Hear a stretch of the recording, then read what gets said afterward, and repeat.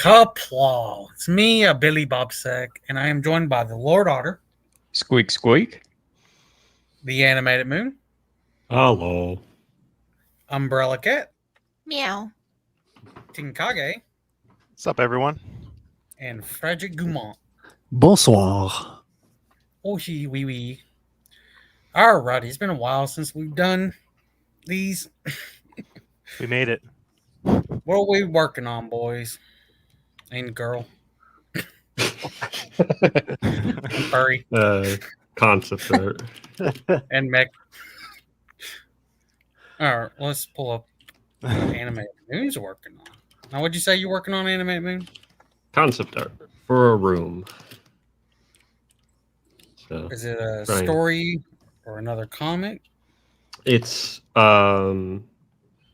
hopefully going to be animated because I'm sick and freaking tired of working on comics right now. But it's for a little the monster kids. You see, Frederick, this is your future. All right. It's my present. Yeah. No, but yeah, he understands. He gets it. yeah. All right. Umbrella, what are you working on? I have not started on anything yet. I was thinking of drawing an otter tonight, possibly. An otter. Yes. Oh, and you got a simple, what is it called? Ping tuber. Ping tuber. Yeah. Ping tuber. What? Yeah, it's a ping. Ping. The thing that goes Ping. ping. Ping What file. does that mean? Don't make me ping you. Oh, a PNG. Yeah. Wow. Did What you does make mean? that or did someone else? I made it. Look, everybody, you can now hire her to make you a ping. Looks awesome. Yeah. Well, you can. It looked really good. Yes, you have to go through me. You totally can't do it yourself for free. Just got a corner. Oh my, Otter, what was the one we were going to try to get your umbrella to draw? Uh, It was a while back. I'm trying to remember what it was. Oh, we still got to get her to draw the fat saloon cat cowboy. I've been asking her lately to draw a few different things as part of a commission. He's working me to the bone. That's right. As he should. I'll get back to work. And then Frederick. Oui. So I'm continuing work on the inking here, Red Tail number 1. So this is page 9. Page 8 is completed. And page 8 is one of those pages that had been in hiatus like for a long time since I'm like kind of halfway in starting the campaign. I've been working on sticker designs, card designs, and all that. So the inking had been put aside for a little while. So it's nice to come back to the main story. Nice. And then Otter, what are you working on? See, I am working on a RPG map at the moment for a world. I'm not going quite as extensively as you guys with your wonderful artwork. I'm just kind of fucking around in Incarnate and drawing out roads, mapping out roads, cities, towns, ruins, that sort of thing. It's a lot of fun. You So I'm nerd. curious, how are these roads financed? Magic, of course. Okay. Also, just like the real world. Yeah. It's financed off hopes and dreams. So how many children went and starved during the winter for these roads, Otter? Only just a couple thousand. It's fine. Don't worry about it. Totally unrelated, you know. It's bullshit statistic. Bullshit. Pay no attention to the many kids behind the curtain who are actually building these roads. And Tinkage? Not working on anything specific, just practicing drawing, getting better, and that's about it right now. I think sometime Well, next year I'll be ready to really start my project. So, Well, we do got something to show off for you. yeah. Now, Umbrella Cat, brace yourself. Okay. Now, last time. Now, me and Otter didn't do it this time. We are gonna get ours later, but Tenkage actually finished his. I I see. actually worked on it. I worked on it yesterday and finished it up today. Yeah. Tenkage actually did the assignment. Insert Yeah. just a couple slackers. Then it seems. Yeah. I think Billy's trying to Yeah. copy my homework here. That's right. Not good enough. There you go. This is Jism. You know what you should have put? $5. Okay, Oh, so real quick, so just so everybody knows, Jism is the parody of Isom, and that is Derek July, who is also a parody. And that is, I can't take credit for, like I said earlier, the costume design or the puppet. Those are both designed by the Ripoff Verse guy on YouTube. So credit where it's due. It's very crude and not for kids. I'm sure some people are familiar with it, but just put that out there. Are you saying that Derek July is a puppet? Yeah. Oh, I also created the xenomorphs, as you can see. original creation. Yeah. This Totally drawing my would design. this drawing would break Twitter, Tenkage. Hope you know that. I know. Like So I said, are- I could be sitting on a fat stack right now. so are these Everything breaks xenomorph-looking fellows? Are these the Sasuke sisters? Oh damn! Oh, it's open to interpretation. It is art. Wait. high Are you art. saying- hold up. Are you saying he's hiring illegal aliens? Again, up for interpretation. You gotta close those borders, boys. Oh my god. So, anyways, Umbrella Cat, your response, I really think the xenomorphs are drawn really well. Thank you. Wait, you don't Yeah. like the puppet? The puppet's my thing. He's seen some things with those eyes. I've seen things you people wouldn't believe. Also good on perspective.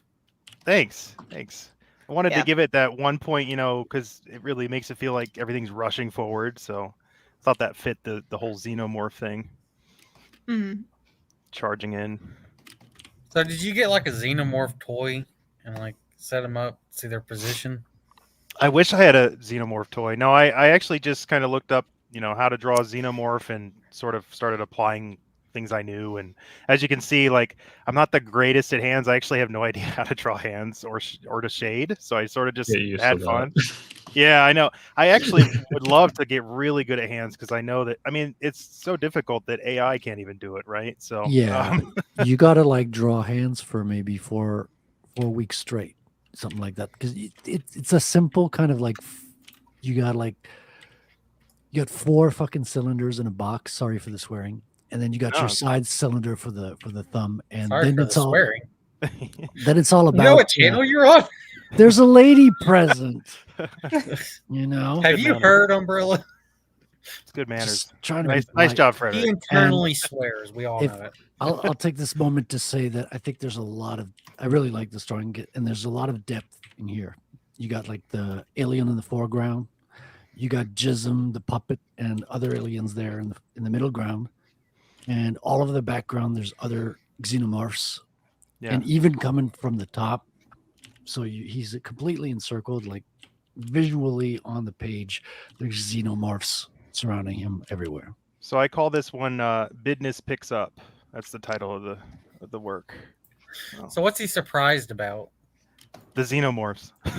Why would he be surprised about them? They're like they're working. I don't know. This dude, he's like patting down to make sure it's flat. See, like I said, Yeah. interpretation. You're doing great, Billy. Yeah, the One just got warehouse. off a break. Hold up, this one just got off a break and he's going back to his shift. He was sleeping behind the. I don't know if you guys have ever worked in a warehouse, but there are people that I are trying to have. sleep. The one Yeah. on the left just crossed the intergalactic border. Yeah. He's got some webbed feet see, there. you need to make him go to like a safety program because he's not checking both ways to make sure there's no forklift. And you can see the conjoined fingers I have there for any of the alien fans out there. I figured if I couldn't do the hand right, I may as well keep the lore right, right? Mhm. And where's this warehouse located? Is it on board of a spaceship, or is it earthbound, or on Earth?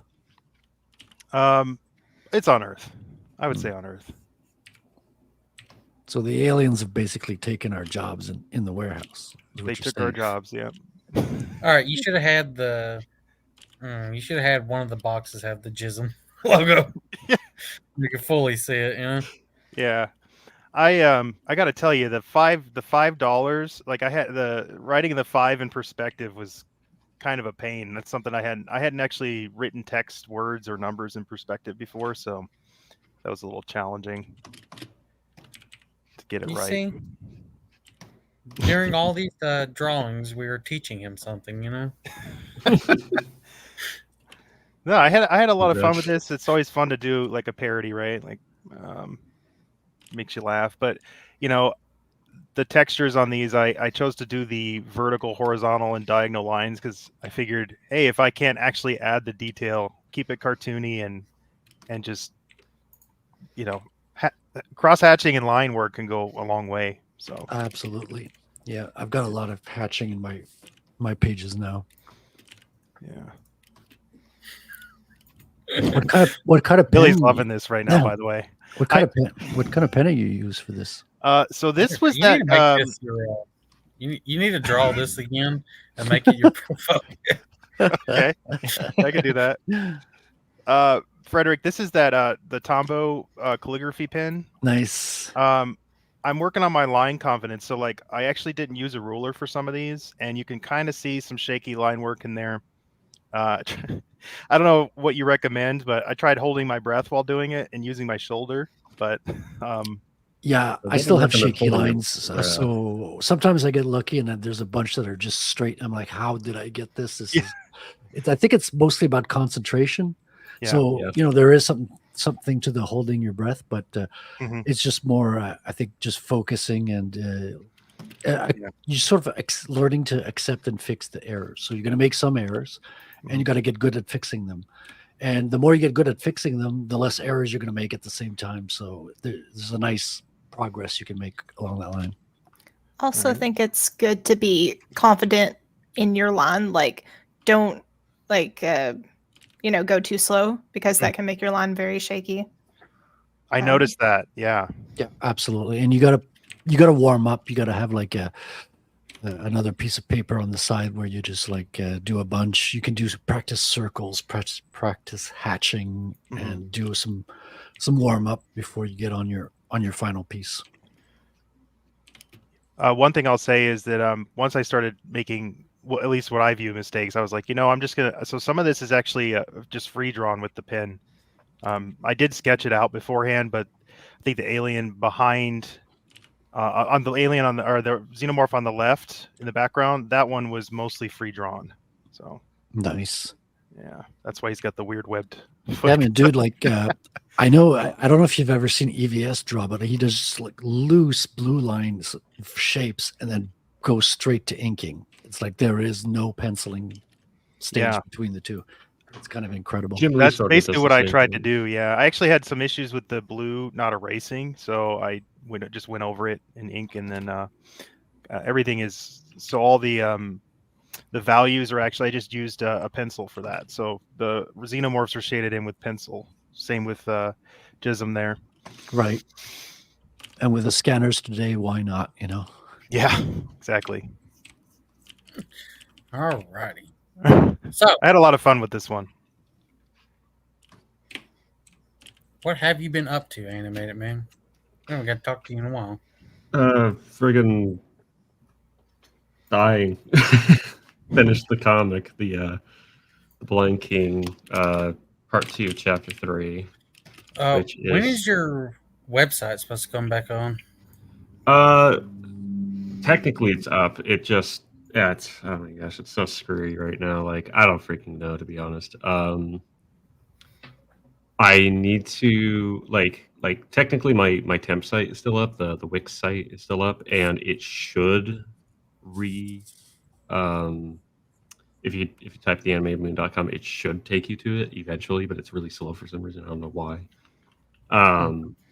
But I need to rework some things because I actually don't have enough space to put the next part of chapter 3 up on that site now.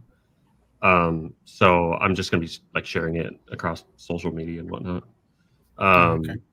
So yeah, that's kind of where that is. I need to I need to just rebuild the website and like actually take the time to do that and set something even basic up. We can also talk with Gino. I think Gino has experience with the website, doesn't he? Yeah, no, I've gotten some advice here and there. So I'll figure something out, but it's kind of on the back burner right now. I've got a lot of other things I'm trying to figure out with like work and whatnot. So it's unfortunately kind of not been a priority. I see this version of me looks very chill. I was just thinking something from the side that the mouth would open easily. Well, my tongue's Yes. got to be sticking out to a certain extent. Well, the closed can be the tongue stick out, the blep. All right. But yeah, it's also every time I have to. He asks me to draw an otter for him. I always struggle a lot because I'm not great at drawing animals, but I always have to look up a lot of references, especially for the head shape for an otter. It always confuses me. I don't know why. The two otters you've made for me so far, the actual artwork, I'm in love with both of them. I think you did a really bang up job with it. Oh, I didn't know she made those. Yeah, they look great. Thank you. Yeah. Yeah, this is the second one she's done. The first one you'll see on a lot of my thumbnails for YouTube. I think she does a fantastic job Yeah. with it. Yeah, You know, that one looks great. The crown just reminds me of that one AI image. What The AI fucking- image? the Valkyrie chick. Oh, The bald one. Frederick Mir- do I have Oh a my bald God, spot? so I hope great. not. She had the long Hulk Hogan hair, right? Yes. I just love that Frederick didn't really pay attention. He just barely looked at it. And he went, "Oh, it's so great." Bitch had fucking ball spot.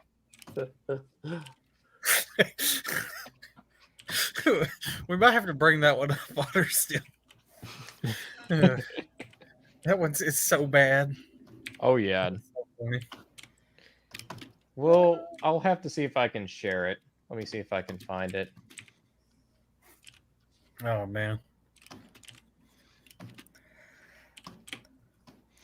Doesn't help that otters, like their bodies, they're like a long tube. They really are. Yeah. They have that puppy dog face almost. Very Yeah. tubular. But they're like their skulls, like they're not very rounded. They're more like flat on top, almost. Or well, it also depends too if it's a river otter or a sea otter. I found it. It's One really cool. second. I've been teaching my kids how to draw, and they've been drawing things like animals and stuff. So maybe I'll show them some otters. But I think I still have a sketch of an otter as well. It's a little weird even for me. Like their proportions compared to other animals. Oh yeah, there it goes. Zoom in on the top of the head. Oh my word. what you gonna do? Majesty. The Valkyrie runs wild. on AI you. art is the future, ladies and gentlemen. The future is bleak. Future is bald. She's got a fryer. It's got nice eyes, at least. Yeah. Her eyes are a little uneven. You see, this pupil is Yeah. A little lot more uneven? Those are kind of- dilated. Melting, yeah. Yeah. AI Got is the met melty with eyeballs. hands, eyes, feet, more than one person. It looks kind of like there's a tear there too, doesn't it? Like a little bit on the cheek. She Right must here. be crying because of her bald head there. Yeah, I see it. I'd cry too. Yeah, she's got one on both Got cheeks. female yeah. pattern baldness. And the nostrils are uneven. Yeah, you're right. I didn't notice that at first. Oh my god. Same with the lips. She looks The like she lips has are a, uneven, yeah. yeah, she has Looks- a cleft lip. Well, because it looks like there's this two side of her face noses is merged just together. smaller than this side. Yeah, the sides are kind of uneven. The stroke Valkyrie, yeah. Yeah. Just a bald One spot. eye is bigger Love than the the other. spot. When I first showed this to you, I think we were actually making, like, we were just prompting a bunch of images one night. This came up, and you lost it, Billy. Absolutely lost it. Well, I mean, fuck, I did. It was like I don't know what, 1 in the morning, 2 in the morning. Fucking It was pretty immediately late. popped up because Frederick wanted like a crown. He got his wish, but at what cost? Well, her hair. Uh, That, re- that reminds me of I don't know if it was Frederick or Sybil. I think it was Frederick as well. Like Sybil posted like a male Griffith or whatever. And then Frederick was looking at a different image, but this is on voice chat. So all I heard was him say, "Oh man, that's so hot," and shit like that. And I'm like, Yes, "Fucking I remember Griffith? that. Oh, I think it was Otter had sent me the babes that he had the really good shots that he had gotten earlier from Mhm. the AI, and I hadn't looked at them yet, so I went and checked those out at the same time as you had that monstrosity on screen. well, I was bringing up. I was talking. Oh, about the you Griffith. were. That's right. You were looking up some of Reenie's artwork, isn't that right? Or am I thinking wrong? Was that it, or I thought you had just shared? Was it? I thought it was you had shared the good versions that the AI produced, and I was like, oh yeah, these are great. Oh! I know what you're talking about. Yeah, that's different. Yeah, when we were doing some AI stuff before the campaign, the D&D campaign. Yeah, and this is like my overall thoughts on generative AI, which is what this is. It's like the whole point behind generative AI is to create patterns out of something where there isn't necessarily a pattern. Like it's simulating that part of the human brain. So the nice thing about AI art, even a lot of the worse AI art, you can still recognize it. You can get a feeling from it to a certain extent because of that. Because its whole job is to generalize, to try and create a pattern where there isn't necessarily one. Yeah, It's just the finer details where it really struggles. All right, Yeah, gotta and step correct me away if- real if quick, I'm Otter, and wrong. take over. Correct me if I'm wrong. Like, AI is basically just a modified, kind of like a modified search algorithm, right? Like, you go to Yeah. your search engine, you type it, you get output. Where this is like you type and your output is the only thing that's different is the output, whether it's a search result or art or a video, and that's how I always kind of interpreted "quote unquote" AI. Well, a lot of it It comes down certainly to the isn't model intelligent. and how Yeah. it's being trained, because in the model itself, the people who make it, they will list out a bunch of keywords for the desired effect. Mhm. Like they'll detail it themselves, and Yeah. then the amount of images that are being passed in as part of the model, that's fed into the AI algorithm, and it's pretty much just saying, look at all these pictures rapid fire, try and simulate that style. And it's using, like, it knows certain techniques that are associated with those images, but that's about it. Yeah, so calling it intelligence is not accurate then. Yeah. It's No. more Kinda like a data buzzword. science than it is actual intelligence. That's what I've noticed. Okay. If you guys are kind of familiar with the whole big data buzzword, where it's just you're pouring through massive amounts of files, images, what have you, Mhm. that's exactly what AI is doing. Large that makes language sense. models. Yeah. Yeah, because I know we have there's just a ton of data out there, but it's almost impossible to observe or use all of it, and this seems like an attempt to do that. So Right. that makes sense. I mean, big data was something that had kind of emerged over the last 10 or more, from what I remember, 10 years, maybe Yeah. 15 years. And this feels like AI art, generative AI. It feels like you're basically taking that concept and you're feeding it into an algorithm that can actually make a pattern out of it. That's what's really happening. Okay. That's what I always thought. It just felt like that sometimes you hit dead ends with AI. It just will not generate what you're trying to have it generate. And so that definitely clears it up. Yeah, and it's not going to be completely accurate either. There's another term with generative AI where they're like, you got to keep an eye out for biased data, because it's like, yeah, we're feeding an absolute fuck ton of files and images into this, but a lot of that is still biased. So the Right. actual AI itself can be biased. So don't take it at face value. Yeah, that's why it's really important, like who's in charge and running all these GPT engines too, right? Right. Programming them. Yeah. Well, I Maybe gotta should say get rid this. of the glue from I my might get kitchen. a. Oh, go ahead. Sorry. I was gonna say maybe I should get rid of the glue in my kitchen then. I have to say, I might be looking at getting some way to do digital art just for like events like these, art streams and stuff, because I prefer to work traditional, but it would be nice to just get some practice with that, and there are advantages there. I highly recommend CSP, Clip Okay. Studio Paint. It's one of the most natural feeling programs that I've found. I'll give it a shot. Yeah, and it's actually fairly affordable, especially if you don't want to have every single update for it. Like the Yeah. subscription is just optional. Yeah. Okay. And what about like tablets, drawing tablets? Wacom. Cintiq is always a good start. But I've actually seen really good things from XP Pen. For the price. If the specs are anything to go by, XP Pen, it sounds like it's really worth looking into. Huion, a lot of people swear by Huion. I didn't care for the one Huion tablet I tried out, but I only tried out one of them. So that might be another option. I know I had a Huion at one point, and I just had a lot of issues with it in general, as well as the drivers specifically for it. Yeah, is- that's what I had an Yeah. issue with. Yeah, so those are some of the drawbacks of the digital side for sure. I would imagine drivers and Oh, yeah. things like that. Oh yeah.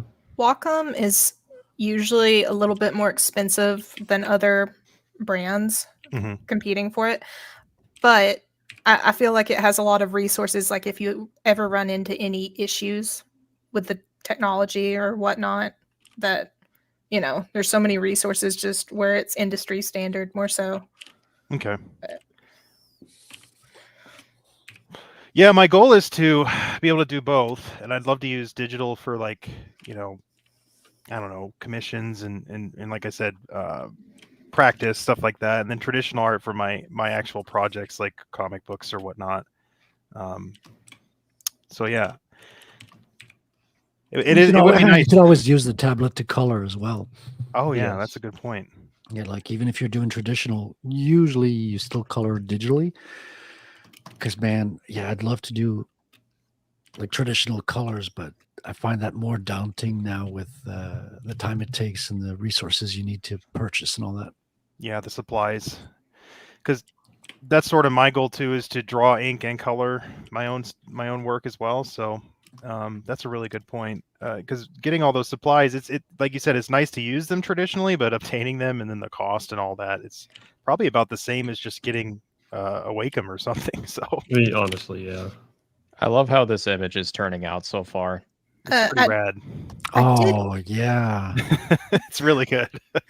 It's Hey, so Otter, cute already. I did want to ask, do you like the fur or do you want it without? Add the fur. Add the fur? Looks better with the fur. I The think. kingdom wasn't Okay. won without any Um, sacrifices. Umbrella. Can I ask you a question? Mm-hmm.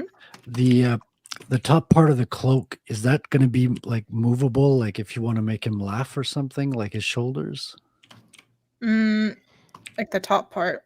Which Oh. part? Just the part with the chains and the shoulders and the fur. For this specifically, I was just going to do like how you see how my icon is set up. How it works is you just have two different images. So you have one with an Open open mouth, mouth and one right. with a closed. Right. So it just depends on what exactly you want done. For this otter, were you just thinking you wanted simple open mouth, closed mouth? Anything? Yeah, I think so. I can't really think of anything else off the top of my head. I would think, if anything, something that would be cute is if one of them had like its eyes closed. Yeah, and Like that's it's fine. funny. Oh yeah, like blinking or something. Yeah. Blinking. Yeah, I look would like could be that. cool. Yeah, that would be cute. Don't Just forget want- the kids building the road in the background there. Oh yeah. I'm just kidding. Okay. So this looks okay. Oh yeah, it looks great. I really Okay. like it. I love And- the little tongue sticking out.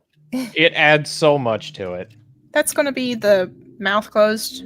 With it open, it'll just be open. But The chain think with it- the clasps look really good too. thank Yeah. you. Mhm.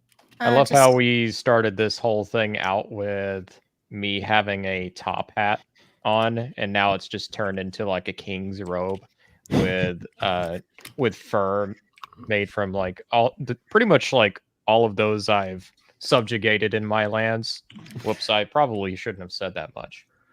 Well, whenever you first asked me to draw your icon, I know you mentioned having a top hat in it, so I designed that. Like, I think I made that profile picture. What was it? Within like 3 hours, 2 or 3 hours. I think you made it in like 2 hours or something. Yeah, because it was very rushed. You were like, "Hey, can you get this done within this certain time?" It's like, sure. It was more that I just needed something to actually show my author profile. And yeah, obviously it's my real face whenever you're seeing this artwork. That's actually me. Well, you are the same height as your avatar. Really, a midget. Fuck know? you. Fuck you. So I created. Isn't that right, Umbrella Cat? I'm a short guy and I can't help it, okay? Oh yeah, we're about the same height. I'm a No, No, fucking no, no. water You're weasel, way alright? taller than him. He's a midget. I've seen him, Umbrella, real life. Now I didn't Don't you dare specify make who me was read. taller. Like he had to get a ladder to get into his car. You know. Yeah. Well, I mean, who, like, you need that ladder some days. I mean, it's really helpful. Hmm. You drawing train Smarter, tracks, not harder, train right? tracks. Yeah. Gotta Right. work smart, not hard. I love that room design animated. Looks awesome. Yeah, it's coming along. I'm Yes. really happy with Now you it. got to have a copy Stand of out. Halo 3 somewhere. No, I don't think a 10-year-old girl would be into Halo 3.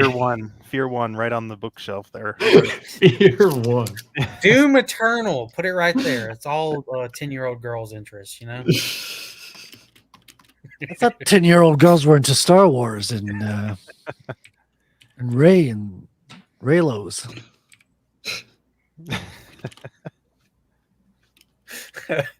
Star Trek. That's the one you need. Yeah, that's what they're Definitely got to really have Star into. Trek there. Yeah, when I taught, all the girls, they couldn't stop talking about Star Wars and Star Trek.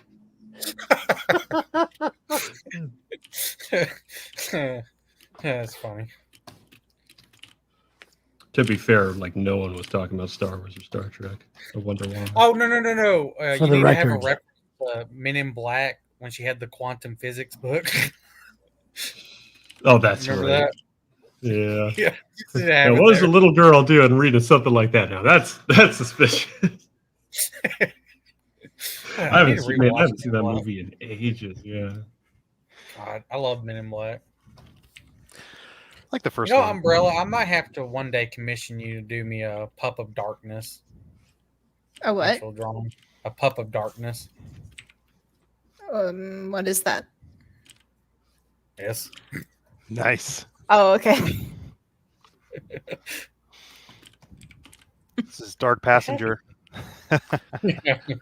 So what you see here, he's inserting the USB into the computer, and obviously it wouldn't be believable for him to get it on the first try. So he turns it a couple of times, you know. That's brilliant. I like that. It's so true. What year is it supposed to take place in? This is when he gets out 10 years later. So this is 2023. That makes sense. He's an old man.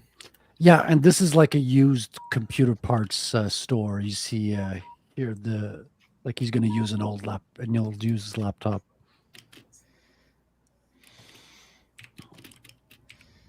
Frederick, you gotta get this done so we awesome, can man. start this campaign, man. Yeah. Yeah, I know. I was working on the colors on the Oh. third page today, right. page 5. Find your cards, the trading cards that you're gonna have with. I worked or you're on gonna it. have to put as a goal. Yeah, no, it's not ready to show right now. I was working on the sky this afternoon for the You got trading the cards. first one. Yeah, the first Semi one. done. I don't think I'm going to do the other ones until, like you said, I just need one Yeah, as don't do 'em demonstrator, Cool. and the other ones I'll do if we reach the campaign goals. So I'm thinking of putting the Yes. campaign goals in mathematical numbers, selling 128 units or 256, 512, and the 1024, and maybe 2048, which I don't expect to hit at all. I'll just put it there as a wild And speculation. then you have to have a special card called 1776. you know? But he's not American; he's Canadian. See, But This- you know what? You need to put the American spirit in it. You know, well, even if that's he's true. not. You're right.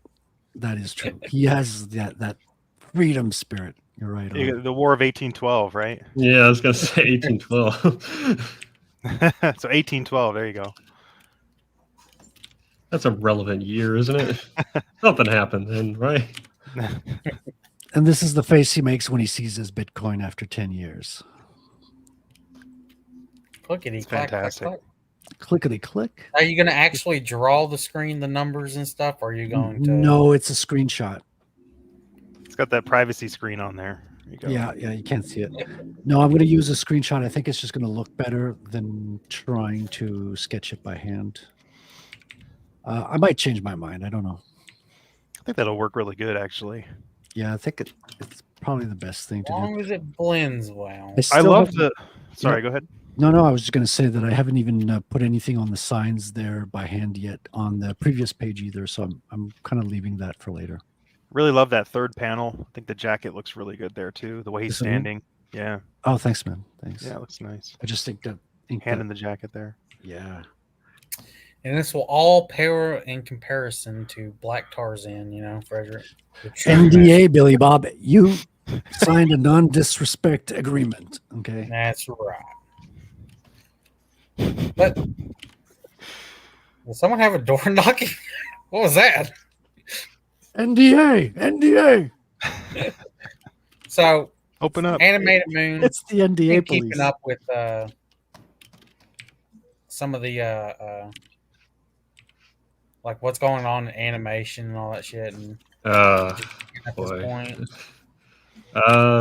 Not a whole lot of good. That's for sure. I don't think they've come to conclusions yet for the guild, the strikes and all that. So people are still out of work. is this in Japan or the Netflix one? Hollywood. This is Hollywood. over here. I actually don't know what's going on over in Japan. I haven't heard anything, so I figure it's business as usual for them. Probably. Yeah, because they seem to be working on stuff. But for over here, man, it's like freaking apocalypse. Like it's just projects are getting cut left and right. It doesn't seem like Because there's any. they're not really management. making any money. Well, yeah, there's not really a whole lot of management going on. I remember it was interesting. There's a guy I watch every now and again called Tanaka Pantoja, something like that. Really good animator. He's worked for Netflix and stuff like that. And he talked about, this was an older video. This is a few years back now, I think. But he talked about a little bit of his experience working at Netflix. And basically his conclusion was, he's like, hey, it's cool that, there's all these like projects that are being done and stuff like that. But I want to say what he said was you didn't see like half of them even announced because they didn't even get off the ground, because like management wise,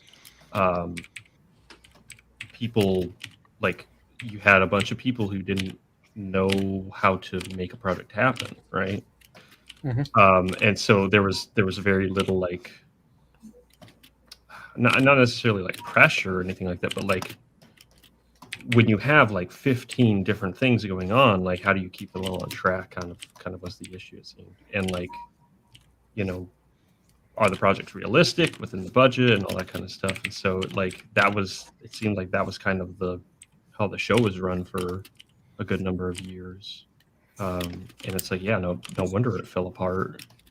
The strikes were also like a good opportunity to cancel a lot of these projects as well. Yeah, unfortunately. So unfortunately, it's like, I mean, I gotta say, like, I'm feeling pretty lucky that I'm not in that system, because I got to thinking about it the other day. It's like, you know, my takeaway is like, man, there's no way I would stay in Hollywood. But the thing is that I'm like, my situation, I don't have any debt. You know, I don't have to bring in money to pay off like student loans and crap like that. And what you get with like a school like CalArts or SCAD or whatever is, okay, you've spent $200,000 on your degree or whatever to work in animation. Okay, fair enough. The industry is always going to be there, right? It's like, well, what happens when it's not? You know, what do you do? And so you have a bunch of really desperate people who don't have any options. It's like, you know, they can't just pick up and go. It's like, frick. So You know, also would suck. You spent all that time on your craft, like doing all this, and then you have some like shitty Hollywood hack writer. You got stuck on their project. Oh God. Well, that's the real issue. Like I remember I was talking with someone who like is really in the thick of it and stuff like that, and basically they explained, they were like, yeah, no, unless you have like an A-list voice actor, they'll just throw the script out. Not a chance. If you do not have that, automatically it's out the door. Whatever the idea is, it doesn't matter. That's why you had like the really crappy not Scooby-Doo series, whatever the frick it was called. The only reason that got made is because they had Mindy Kaling. That's it. That's the whole reason that it got made. It all comes down to name recognition. Yeah. That thing got greenlit for a second season, did it not? Yeah, well, yeah, and again, because yes, there was a second season, and it's all God help us because all. Yeah, it's all because, oh hey, like our system works, doesn't it? We have an A-list actor here. Go ahead, you know? Please, it's like, okay, did any of you read the script? Like, did any of you like think about this for 5 seconds? Of course they didn't. Yeah. So like that's the state of things. It's just like, yeah, no, there's a lot of rebuilding that needs to happen. Unfortunately it's gonna be really painful. But hopefully it'll be better in the end. I mean, honestly, that's what I would love to contribute towards. Is like I'd love to be able to just like hire people to make things, you know. But easier said than done by a long shot. Oh yeah. Tenkage. You've been watching DS9, have you not? I have not had a chance to watch any this week. Come on, Mr. Neil O'Brien work must has just kind of gotten in the way, honestly. But next week should be good. Oh, and James is playing Alien Isolation. Oh, is he? Nice. Yeah. I'll have to spin that one up again. It's been a while. I love It's been a while for Isolation. me. I don't know if I'll do it this month or technically in September. I might wait until Halloween to do my replay through. Funny enough, a friend of mine was just playing that last night. Dude, I watched like a little clip because of the Star Wars Outlaws, how bad it is. Oh gosh. And immediately everyone I saw in the comments were like bringing up Alien Isolation. And I was like, it's coming back around. I don't know. Everybody's nostalgic for it or something. They're learning. It's a damn solid game. Go back, play a good game. I think people are getting nostalgic about it because you just had the Alien movie, new one come out. Yeah, that makes sense. And from what I heard, it's okay in the first half and then not that great after that. Yeah, that's why I was like, hey, we should draw some alien stuff. You're like, no, we're drawing Jism. No. See, here you didn't even draw it. Drawing alien stuff, but Jism had to be in there. Okay. You fail to appreciate the intricacies and the nuance that Jism can bring. But no, I actually picked up Isolation. I had played it before, but I actually picked it up for like $8. It was on sale recently. Hopefully it'll go on sale again. My all the cousin attention bought getting. it for me at like Walmart a long time ago for like $20. Oh, nice. Very nice. It's still a pricey one these days, honestly. Still like $40. It's one of those Is games that where Yeah. the demand for it hasn't really gone down all that much. Yeah. How was it $40? There's that one, and then what? Alien and Predator, right? The newer one. I think those are. Oh the yeah, two yeah. good Alien ones. versus Predator. Yeah. There's the last one that came out in 2010. I rewatched some of the gameplay of that. It's Yeah. pretty cool. I've not heard good things about some of the other ones, but I picked up the little bundle they had, so I Well, might try it out. from what I heard, the Fire Team one is like an RTS Mm. one, and like story's not that great, but like the gameplay is actually I heard is not bad. It's an Alien RTS game, so Well, it's better than Star Wars Outlaws, right? Not a high bar, but all right. Yeah, fair enough. But no, on the Alien versus Predator, I don't know if you've ever played it, Otter, or seen it. I've seen Game. it. I've never played it. Yeah, you play the last one that came out in 2010. You have like a revolving campaign of you're playing as the human storyline as a Marine, Space Marine, and you get to play as the alien as well, number 6, and then the Predator. Yeah, that other one is Exactly. called Aliens Colonial Marines. That's the one that Yeah, avoid that. not heard No, good that- things about. That's the one. Well, actually, it's better if you go into the code and literally change one thing. Oh, Like really? as in one character. Yeah, there is a bug that is caused by one like misspelling or something like that, and it basically like disables the alien AI. Oh, Like nice. it's way stupider without it, Oh, and I'll it check it shipped out. with I that. just took note of that. Yeah, I'll go Did through the it. Oh Yeah, boy. is that the reason why the aliens weren't climbing on the walls? exactly. Yeah, Like, that's the reason. It was one character that was wrong in the code. They're just all hanging out So like it's a coffee stupid. shop or something. Yeah. Yeah. Yeah, so if y'all don't, anyone doesn't remember the Alien Colonial Marines, people were really hyped for it and everything. It was a first-person shooter, you know. Yeah, I think And I like just you were flat out supposed missed to that have like one. swarms of aliens coming at you, and they're supposed to be climbing the walls and all this other cool stuff. Game comes out, none of that. Absolutely none of it. Standing around. That's so Yeah. funny. You Fail. spend, I think, most of the game not killing aliens, killing humans.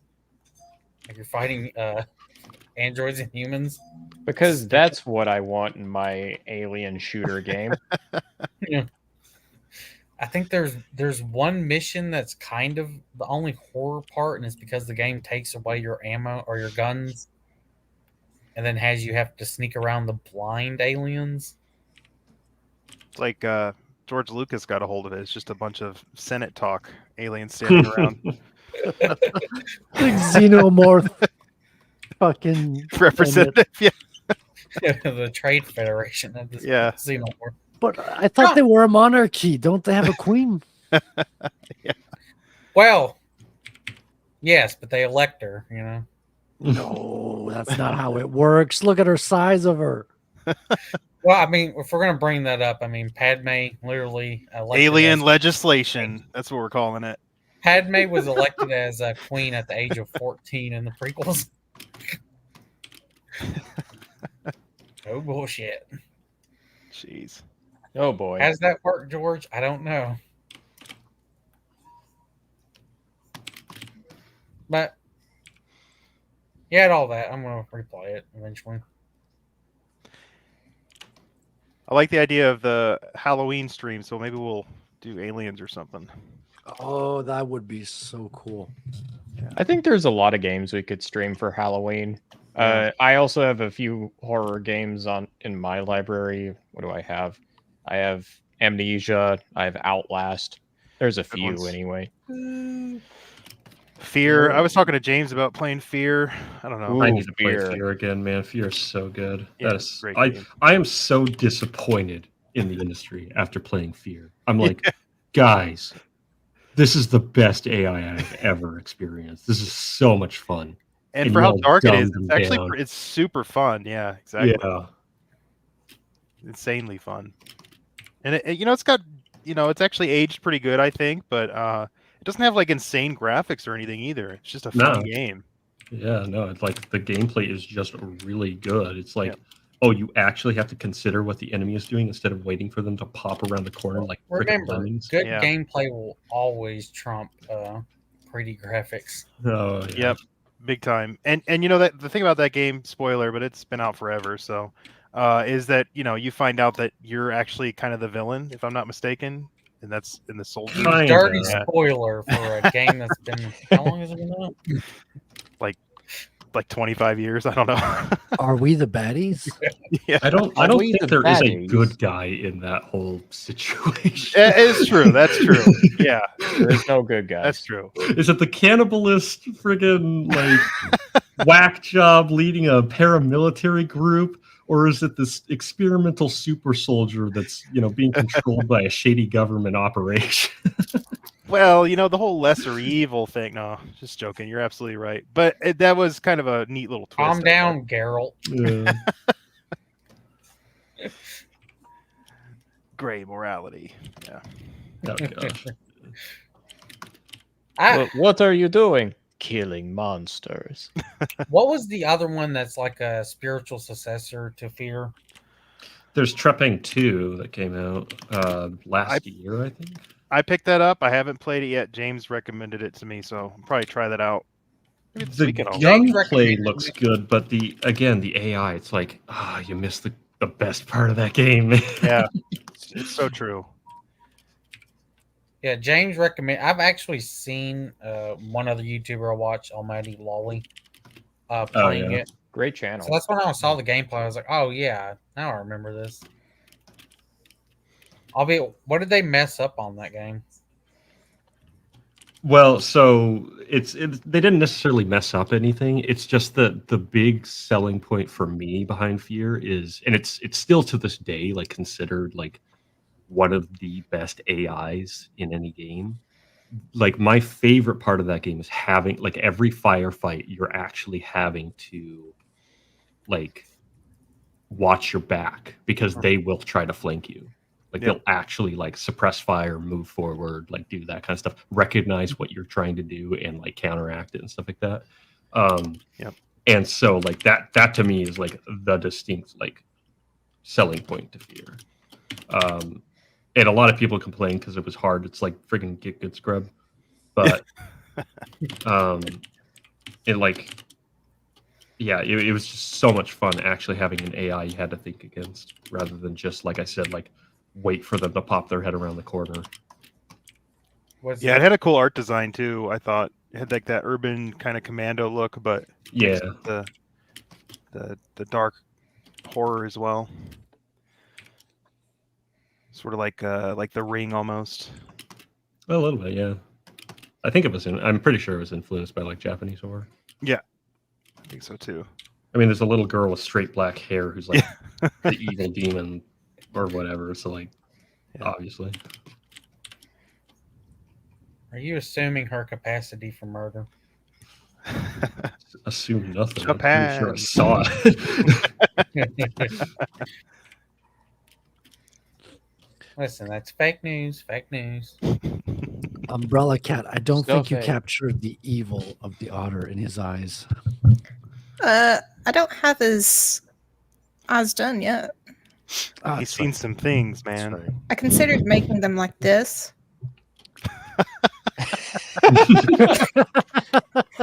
All right, you're now, making it now like that. this, You're this making it actually like has to that. be an I'll extra take 100. drawing.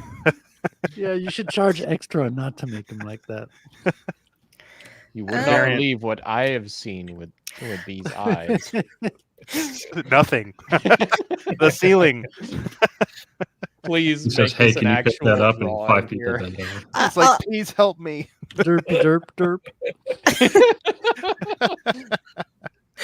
I'll make this an optional one for you. How about Yes, perfect.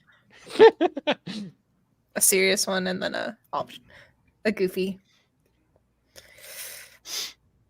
Yeah. Yeah, it's fine. Umbrella, what have you been up to? I've not been working on a lot of art lately, sadly. Just life has Dang, been busy. Dang. I hear that. Dang. Listen, you're an autiste. Oh, Artiste. that was weird. What? That line was weird. Oh, that. Look, Kinkage, she's making the same lines as you. Yeah, I know, right? That's it's Hold on, man. copyrighted. Anime Move, you been playing any games? Like indie games? You Yeah. even care? Ghost of Tsushima, actually. I've been Ooh. going through that one. Ooh, That I one's haven't been played really that one. fun. You playing it in black and white? No, but I am playing it on lethal, and I think that is like the best way to play that game. Honestly, Sounds like a lot it's of fun. so good. I think So I can there's a still- black and white mode, Billy. Yeah, Yeah. it's called Kurosawa mode. So it's just like black and white movie. There's no colors whatsoever. Yeah. Okay. Yeah. If I remember right, the colors are like the black. It's not just black and white, but it's actually like the film. Yeah. Yeah, it's made for has, like, a that film specific tone. Yeah, the Film grain. Okay, so it's like an old school samurai movie. That's Yeah, it's dope. called Kurosawa mode. Super. Yeah, Wow. it's pretty slick. Hmm. Yeah, it's pretty Holy- cool. Yeah. I wonder if there's a reference in there somewhere. I kind of wish Red Dead Redemption 2 had something like that. That would be kind Oh, of cool. That'd be actually. nice too, wouldn't it? Like Probably a mod. I bet somebody's Oh, done that's probably, this is definitely mine. Yeah, that. Somebody's Heck, up you there can like, probably just install friggin' Reshade and do it. yeah. But I'm stuck on console, damn it. Yeah. I'm really struggling with this. Why is it being so difficult? I'm sorry, it's my fault. I talked about it earlier. It's like, nice thing about digital art is that you can flip your canvas and work on something or rotate it or whatnot. But oh yeah, that's how I did the sky on my car design. I had to flip it in 90-degree mode to draw like aurora borealis because I can't draw vertical on a tablet. Mm. And drawing side to side is much easier, so I just rotate it 90 degrees and I'm able to do the lines parallel. It's funny you mentioned that because when I was working on that drawing, I did the non-photo blue pencil and just inked over it, like you were talking earlier. And I made a couple mistakes. And I was like, well, I guess that's how it is now. And then I was like, man, I wish I had a tablet because I could just hit backspace or something, you know? Or when I would erase something, I'm like, oh, it'd be so nice to just click and have this disappear. So Yeah. You also got the ink as well. You Yeah. got a what was it? What pen was it? Frederick's favorite pens. You the know? calligraphy, the Tombow pen. Yeah, I have also a new pen this week. It's the Utilocraft acrylic paint Oh, hold up, I gotta markers. show it. Oh, yeah, I saw. Yeah, that looks really cool. So this basically does the liquid paper kind of effect. You got to shake it, and want one you of got to those. press it down. And you always have to be careful because sometimes it'll accumulate and it'll give you a drop on your drawing. So you always want to like do a couple of test Okay. lines on another Pink piece of Kage, paper. where did you get the pen? Michael's actually. Hmm. They had like a pack that came with a double-sided calligraphy pen too, so I just picked that up. But one thing I noticed, Frederick, is when I was using the ruler and that pen, it actually kind of got a little splotchy because too much ink came out at once when I was running it across the ruler. So that was a lesson learned as well. Yeah. I what you got to do with see what I did with rulers. I got like a triangular ruler, Oh, nice. so I can have the ruler up against the paper table and lift it at an angle. So when you're working with brushes or calligraphy pens, you've as you found out, if you're going straight on Yeah. the paper, it'll leave a streak under your ruler. But if you lift it a little bit, then you can have enough distance and control your calligraphy pen or brush with that. All right. Got a little shopping list growing here. No, it's really it's half the fun is getting these new tools and playing with them. Yeah, I've got the Artist Loft ruler, the big clear, transparent red one. It's kind of floppy. 18-inch. Oh yeah, Yeah. that's pretty Pretty good one. Us, Tenkage. Mm. Didn't you say you got some indie comics that you've read? Yes, but I actually don't have them ready right now, so we might have to do that next time. No. I'm saying like any you just read. Oh no, not recently. Sorry. You might. I think you're thinking of those Ghost Rider comics again. No.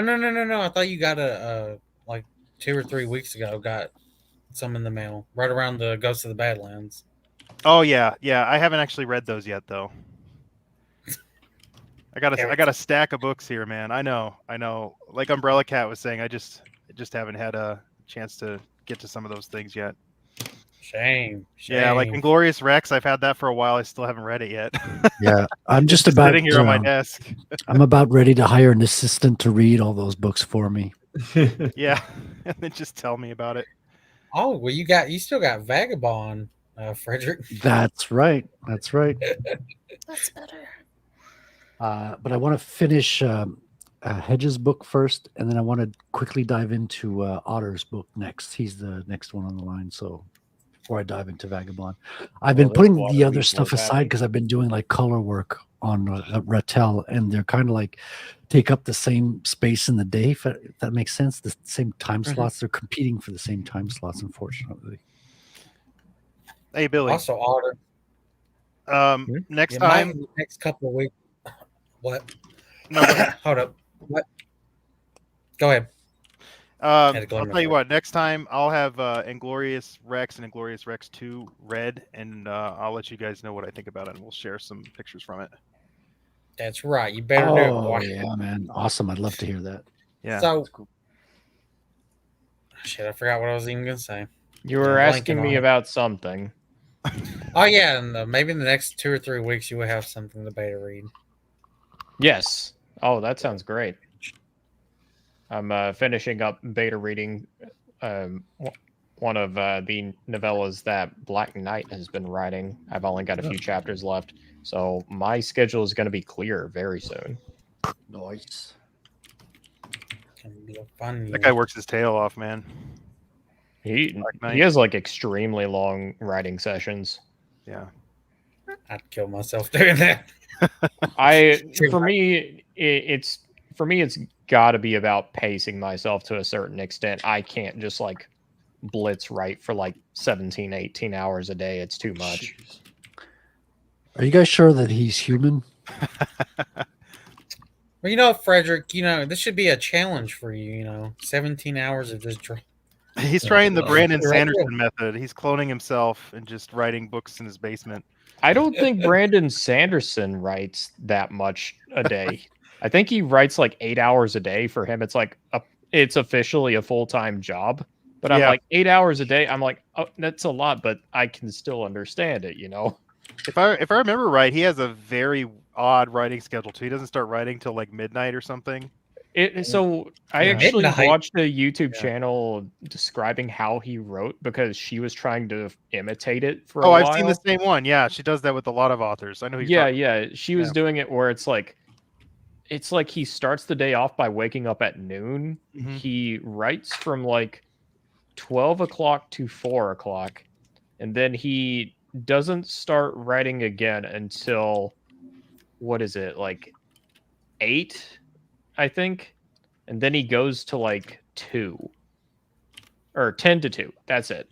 Yeah. 10 It's at something night like to 2 that. in the morning. And then the last Sounds like couple hours, me. he's just like playing video games, listening to podcasts and shit. Hey, it worked That for sounds him. pretty good, man. I'm not gonna lie. Life, right? How late is I his could do that with college art, classes? man. Would- What is it? Like, how early is his college classes that he teaches? Yeah. I don't know. I'm guessing they're like night classes or something. Yeah, Has to be. he's a college like a professor zombie. on top of that. Yeah. I've watched a couple of those. They're pretty good. Oh, they're really Especially back in good the writing day. lectures, especially if you're new to it. Mhm. It's fantastic. Yeah, I haven't he's a read a real one. single Brandon Sanderson book, but I really like his lectures.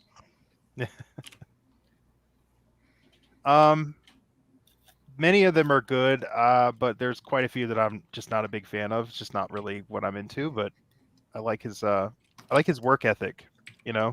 Oh, he's got a really good work ethic. I don't know how much I would like his writing style. I sort of have I know Robert Jordan is like his idol, and I like Robert Jordan seems like a really nice guy. It's just I'm not always the biggest fan of his writing, so that kind of makes me a little doubtful on how much I'd like Brandon Sanderson's writing. I also am not a big Robert Jordan fan. It depends because Robert Jordan can write really well, but then other bits it can feel a bit weird, or the pacing is way too slow. It just depends. Yeah, I mean, I like the first couple books, and then everybody knows it kind of drops off after that for a bit, and then picks back up. But yeah, I don't really have anything against him. Just not my style, Right. That's kind of how I would describe like his style as well. It's not exactly like my style that I enjoy. I'm more of like Robert E. Howard is very much more my speed. Like I enjoy that sort of like lean writing, or if you are going to be more ponderous, just have tons of fun with it. Like get like absolute batshit with it, which is why I really like Leiber's style of writing, because it gets batshit. Thought you was gonna say get good. Yeah. Get good. Get good, scrub. Get good, scrub. But I will say, Go ahead. I will say that there are a couple Brandon Sanderson books I do like Way of Kings. Although that series, I have to say, I didn't really care. I really haven't really past book 2. I haven't read much, even though I did like book 2 quite a bit. And then not the original Mistborn series, but the Western one, the Gunslinger one. I think that one's pretty solid. So I forget what it's called. I'm going to eventually. I got the first Wheel of Time book at a Dollar Tree. Oh, really? You got it for like $1 For or $1? something like that. That's for a steal. $1.25. Yeah, that is an absolute steal. Yeah, he's worth $1. I mean, it's worth. Eye of the World is great. I love that book. I just. Well, here's the thing: series it as a wasn't whole is even not like for me. the super shitty version. Mm-hmm. Like it wasn't like the mass trade paper version. It's actually a pretty decent sized paperback. The one I got. I'm going to be a contrarian and say that I have quite a few problems with even Eye of the World, but I still ultimately enjoy that book, and I understand why a lot of people enjoy Robert Jordan's writing style. Like there is I think it's more kind of like the slow, steady tone you get with a lot of like competently written phone book fantasy, where it's like you feel like you're in the world, you're right there with them. That's one thing I do really like. I would totally agree with that. I think a lot of people really like Eye of the World too, because when the series does slow down, you kind of look back at what it used to be, and it makes those books look really good in comparison. Oh yeah. And for me, I'm more of a Gene Wolfe kind of guy. That's I more need to read some of Gene Wolfe. Shadow of the Torturer. I've been meaning to get around to her work. Yeah, his work. I knew I was going to get that wrong. This is the Otter. Don't mess up those pronouns now, Otter. How dare you misgender me? Yeah. You could go to jail in Canada for that, Otter. I hope you know that. Oh, okay. You done it You're to the under arrest, basic sir. expert? Where you called the basic expert a housewife? What the fuck is this over basic expert? You called him a housewife? Did I? Yes. When? You were like, oh, because they posted it on a Substack. They're like an article thing about the OSR. Oh, I know what you're talking about. Otter was like, yeah, it's like a housewife and shit. And I'm like, that's because I haven't watched any of Basic Expert. And I actually looked up his content afterwards. I'm like, oh, how have I missed this guy all these years? Also, check out Lucius Shepard. It's pretty good. Who? Lucius Shepard. Sorry, it's kind of a tongue twister there. It does like a D&D or something or tabletop. I forget what the book's called, but basically the story is there's this really old dragon that is gigantic, like the size of a mountain range, and it's a huge problem, and it's tyrannical, and they slowly kill it over time by painting art on it, and because the lead is What? poisonous. Yeah, he's got some really interesting fantasy ideas. You should check it out. I think it's called the Dragon Griul or something like that. So they kill. Was the dragon noticing them painting you? Yeah. No, because there's like he just doesn't pay attention. He doesn't like care or pay attention at all. It's kind of I'm trying to find I'm searching for it right now. I mean, I have it, but I'm not gonna get up and go get it. So these were like 19, before like what is it, 1980s or 90s, and they stopped using a lot of the lead paint. Yeah. Like, these are the villagers. The modern day villagers would have been fucked, you know. Let's see. Well, it's because lead paint blocks Wi-Fi and other frequencies from going inside the house. Yeah, it's a dragon that measures 6,000 feet from end to end. Dang. Yeah. It's pretty Did you cool. So what say are you thinking about 6,000 feet? this, Yeah, 6,000. Isn't that like a huge behemoth?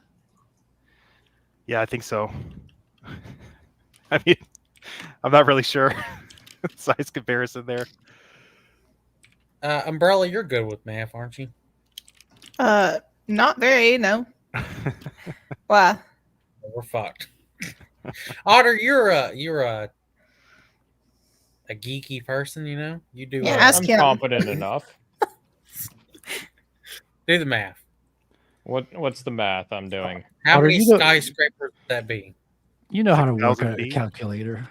What do you mean? How many skyscrapers would that be? This is a Like- very vague question. I need more data. How many Tonka trucks would it take to get to the top?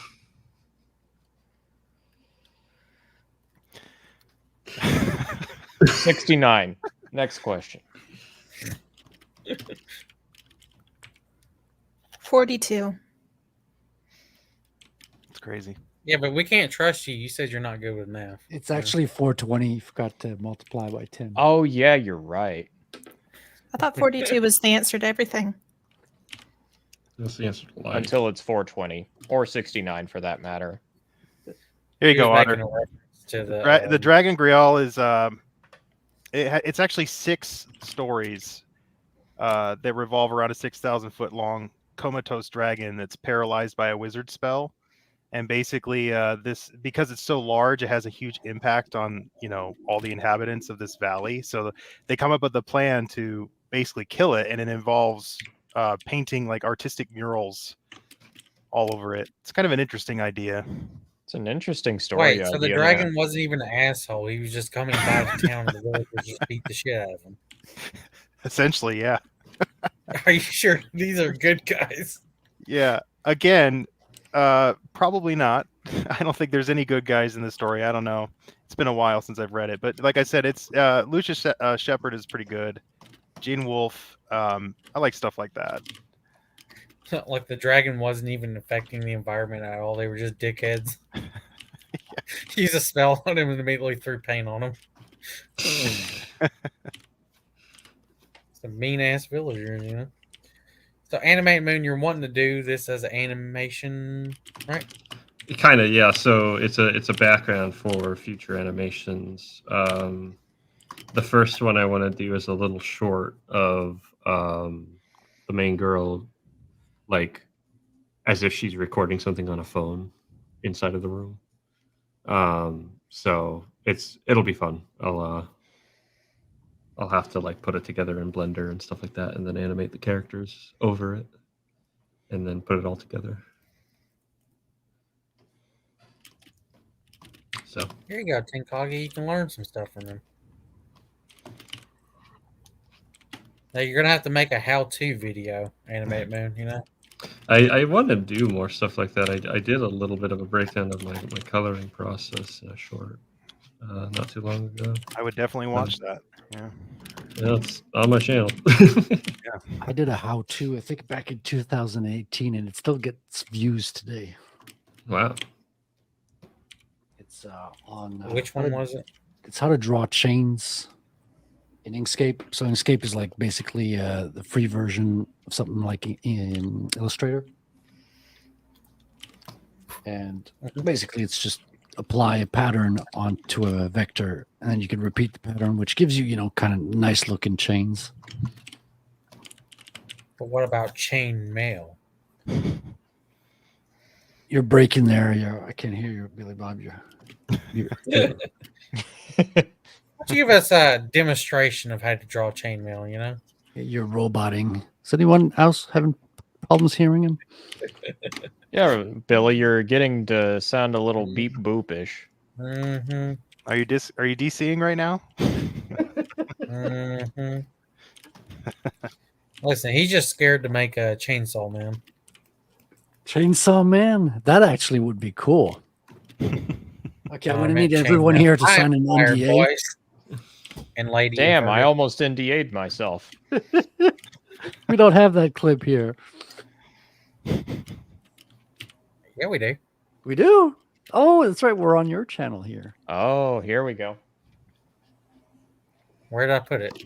It's under the mattress. It is under the mattress. I actually need to upload it. Sure, we have it. Let me just go back Make a new one. in the warehouse there. No. Well, for $5, $5. Hail Wrangler. He joined us a few minutes ago in the chat. What up, frequency?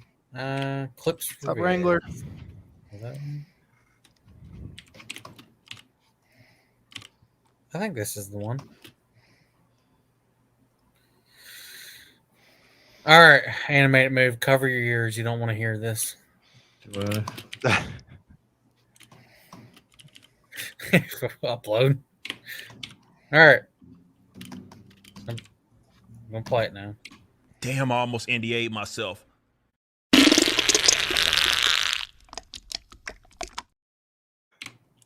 There you go. I don't know why I didn't have to upload. You weren't exactly wrong. I will I say. think you found the most disgusting. Listen, I warned you. I warned you. This was a possibility. Also, let me throw on some Background music. Skyrim music. Why not? There we go. Get us some melody. Oh boy. Thanks, Tenkage. Any other movies you've been rewatching? I actually started watching the Alien movies. We were talking about them the other night, and I was like, I'm gonna go back and rewatch all of those. So I All think I'm two gonna- of them. Yeah, exactly. Four. All two. No, I'm actually with Frederick. I don't mind Alien 3 very much, but I'm just joking with you. Yeah. Actually, I don't. Yeah, the fourth one's strangely a tough enough, watch for me. yeah, For me, it's okay. Like Yeah. it has its merits. Hmm I watched I have to Alien watch the 3. theatrical, or not the theatrical. I have to watch the like the uncensored version or whatever, director's Yeah, cut of yeah. 3. Yeah. I watched Yeah. both versions. I tried not to like it, but I still enjoy the setting. I enjoy a lot of it. I like the dog alien concept. hmm It's got its flaws, but I find it very enjoyable. And even the fourth one, I think the fourth one has more flaws, but there's a couple of things in there that are nice to have.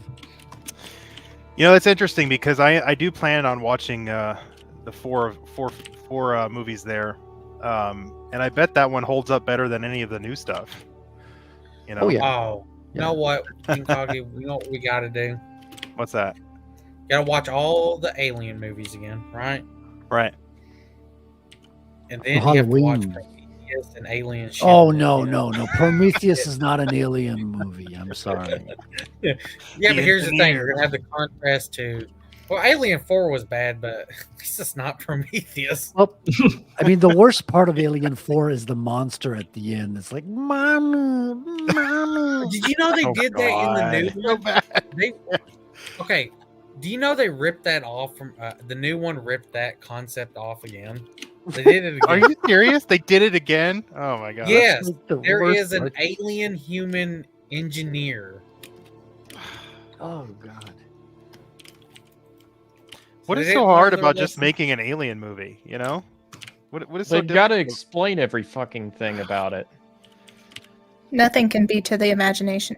Yeah, apparently. Or just go Dead Space 2, you know, where you actually have an alien outbreak in a major fucking area. I love the Why Dead not? Space games, especially the first one. But The first one is my favorite. I still really like the second one. Yeah. Flaws and all. me too. 3 did not look quite so hot to me. Yeah, I didn't. I don't remember it, and that says everything. So I do remember the first and second one quite a bit, though. Best thing about Dead Space 3 was just the weapon customization system they had. That's it. It was a cool Story was idea. It's bad. just I don't think it paired all that well with a Dead Space game. Yeah, it didn't Uh, feel Dead like a Space- Dead Space game to me. Dead Space but, 2 yeah. was kind of stretching it with its stuff as well. Because Yeah, it was already stretching it. Then Dead Space 3 comes along. It's just insanity by that point. And then you got the shitty Dead Space remake, which is on Game Pass, by the way. Like gameplay wise, it actually wasn't bad. The remake, it's I just heard it was pretty good from what everyone they said. butchered the story. Oh, did they? They changed the reason Isaac's wife offed herself Oh, in Minecraft I think I did hear that. Yeah. to Minecraft. to get back at the church, you know, the religious sect. And like in the original story, the whole reason she did it was just because I don't know, her friends were getting massacred, ripped apart by monsters. You know what I mean? And she didn't want to get turned into one, and she didn't want to get ripped apart by one. So I that was remember the- what it was now. Sorry, but don't let me forget. Dead Space 3 was trying to compete with Lost Planet 2. That's what it was. Oh. It felt a lot like Lost Planet, and I was like, no, why did you guys do this? Man. Lost Planet. Yeah, talk Great about a game that, yeah, but talk about a series that really Yeah, lost its way by the third game as well. I know. That's funny. I don't think I think at one time I had like a copy of like one of the Lost Planets. Never played it. I always wanted to play that series. I watched my brother play the first one a lot, and Mhm. I played the demo for the second one a lot when I was Mhm. younger, but I never got around to playing the series. Yeah, I played the first two, Billy. There is no third Lost Planet. It may have been the third one. I think I ended up getting that and I ended up like trading it in for something else. I'm not surprised. At like GameStop. I looked on the back and I was like, I don't even know what the fuck this is. I don't want to play this. First one's really good. I like the second one quite a bit, and I didn't even finish the third one. So, Well, what's the series about? it's basically. Well, you mean like the gameplay? Well, not just the series in general. So it's third-person shooter. No, Mhm. wait, hold on. Yeah, it's third person shooter. Gosh, you're really bringing me back here. I Like, haven't played it did since. you take a wrong, turn in the space travel way and got lost? Kinda. Yeah, Or did kinda. you get high and wake up and say, "Dude, where's my lost planet? Dude, where's my planet?" So if I remember right, like Earth's like all messed up, like like global As warming and usual. pollution and all that stuff. So As we're usual. trying to find like a new planet, and it's like got a bunch of aliens on it. Is that right? I think so. Might be confusing myself now that I've been watching the I- alien movies. I think it was a lost colony, wasn't it? Yeah, And, like yeah, you're sent back to like find out what happened or something. I don't know. yeah. That's Find out what happened to Earth. No, it's not Earth. It's a like a colony on space. yeah. The new planet. So this is a basically. horror game. I'm assuming. More of an action game. Yeah, I'd call it like an action game with aliens. Not really a Oh, so horror game. no horror. Yeah. And like Oh. giant robots. But one of the big things is there's like extreme conditions, so you have to like stay warm. So you constantly have to pick up like these warming nodes. So it's like a resource management action shooter, I would call it.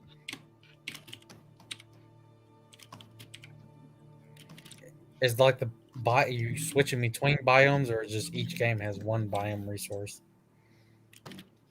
I'm It's pretty just sure. cold. Yeah, the first one one, is just cold, and I think the second one is kind of like jungle, right? If I remember right. Kind of, yeah. It's a little Yeah. bit more like foresty in general. And who was Yeah. it developed by? Let's see. Capcom? Yep, Capcom. Yeah. A little bit unusual. Acrid, that's what the aliens were called. They generate they have their own thermal energy. That's like how they survive there. And obviously humans don't have that extent of the thermal energy, so they can exist perfectly fine in the conditions. And you have to You're saying it's this like game Starship is based- Troopers in that part of it. They're giant insects pretty much.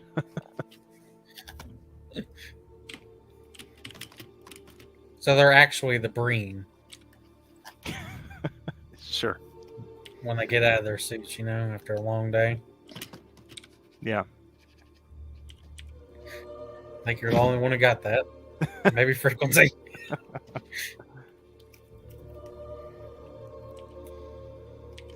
Alrighty. Yeah, you really made. I really had to like go back on that one. Jeez, I haven't played that game like I said, since it came out. So it's like 15 years ago. I'm gonna replay Dead Space.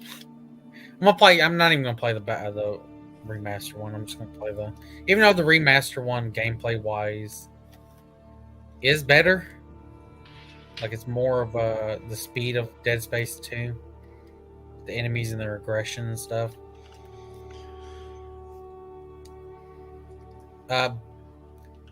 Some of the puzzles are great that they got rid of, but some of them not really, and it's because the Frostbite engine, for one, is not really good with physics, like being able to move stuff around. Is You're Dead able to Space do the it. Frostbite engine? The remake is, I'm pretty sure. Oh god, Oh, that's a notorious engine. I mean, Like, Frostbite is really, really good at making pretty images that are more or less static. As It's in a they're good not engine. moving dynamically. It's a good engine. It's just notoriously like awful to like actually work in. Apparently, from what I've heard. Yeah, let me look at it. I'm pretty sure I think the remake was in the Frostbite. I might be wrong on that. It's either Frostbite or Unreal. But it is EA, so I'm pretty sure they would have forced Frostbite. Oh yeah, there's also pirates in Lost Planet. You should just play Lost Planet, man. Yeah, They have it on Steam. Well, I don't have a PC Oh yeah. play. It might be on backwards compatible on Xbox. Got big I giant think it mechs, is. like giant suit. Well, not mechs, but like suit armor. Listen. If you're, you can't misspeak and say there's mech, and you're like, oh, but there's not really, Yeah, I know. It's, just, It's like yay! teasing somebody. Oh, no, there's mechs. There's a mech at the end. and the second one, if it's not a frozen wasteland, but it's like kind of jungle-ish. Yeah. Oh, Lost Planet is Monsters. on backwards compatible. Yeah, it's 10 years Uh, after the first game. Lost Planet Extreme Condition Colonies Edition. Mixed reviews. I wonder why. Sometimes these, you know how it is with like third-party apps. You still have to go through like, EA is always trying to get you to Oh log yeah, in you there. probably have to go through Origin to play it. Yeah. So never mind. Actually, is it is it EA or not? It's Capcom, but I don't know Yeah, what you would go through here. Yeah, I mean they probably have I- done like nothing for compatibility. So Yeah. I'm gonna wait until it goes on sale one day, but I actually can buy Lost Planet. Really cool art design in those games. yeah, And then it has Lost Planet 1, 2, and 3. There's only 2 Lost Planet games. You know what, Otter? There's still something you're supposed to play. We made a deal. Dragon Age Origin or Dragon Yeah, Age and you're 2. you're supposed to be reading Eye of the World as well. I am reading it. Are you? Yeah, I have the book and everything. He asked How is AI it? to Are you saying summarize. I'm not true to my word? Give me a few plot details. Well, you see, there's this redhead. He's a male, and he's like the hero. You know, the chosen one. Okay, He so doesn't far so Want to good. be the chosen one. And What are you then, telling me, Billy? That I can dodge bullets? and then men are not allowed to be wizards because they go crazy and kill everyone. You know, something like that. Yeah, that's about that. That's the details. That's enough. What happens in the prologue of the book? The main character, he gets his family massacred. You know, town. Okay. It's the prologue. What else happens? It's been a while, you know. Oh, Put me really? on the spot. The funny part Well, is you you're know, actually not the- too the far world- off. Yeah, you're actually doing pretty good. To be fair, I've heard like Brandon Sanderson talk about the Like a prologue. million times, yeah. Yeah, and I'm like, oh yeah, I can remember some things he said. I don't know. Village startup. You get saved by a wizard coon. And only the Uh, Betty I Jessup actually, can have I magic. actually really like Moiraine in those books. Moiraine's pretty damn cool. Oh, there is big giant mechs in the second game. Lost Planet 2. You know, Yeah, I'm there's gonna wait until these gone. a so Wheel I'm of not Time gonna- reading order where you could probably just skip the slow books, or at least read parts of them. It's weird because like I hear like half of the Wheel of Time fan base saying stick to the first couple of books. After that, it just drops off in quality. And I Mhm. hear the other half saying, "Oh, the first couple of books are kind of bad. Then by book Hmm. 3 or 4, the world opens up, and they really like it after that point." Yeah, I know. Sybil's a big fan of that series. He still hasn't read the Sanderson ones though. From what I've heard, it's like, for the most part, I think a lot of Wheel of Time fans really like how he ended the series. To my knowledge, I haven't read them myself, obviously. Yeah, I think that's what put him on the map. I think so popularity. too. Mhm. Like he was already a little bit on the map with the books he had put out before, but I think that's what really got a lot of name recognition. Yeah, Was finishing off that series and doing it, from what I know, pretty damn well. I used to listen to the old Writing Excuses podcast, not the current seasons, but the old ones that are like the first 3 or 4. And he was on there all the time. And then as soon as he basically put that book out, he would be absent from some shows because he was just so busy, you know.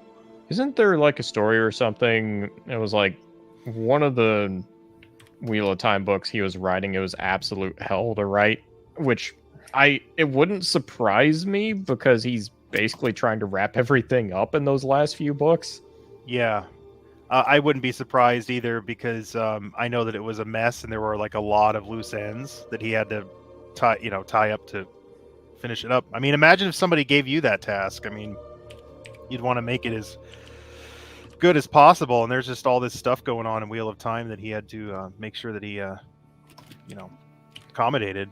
Well, it's also one of those situations where it's like, I correct me if I'm wrong, but right around the time that Robert Jordan passed away, Wheel of Time was kind of at a low point.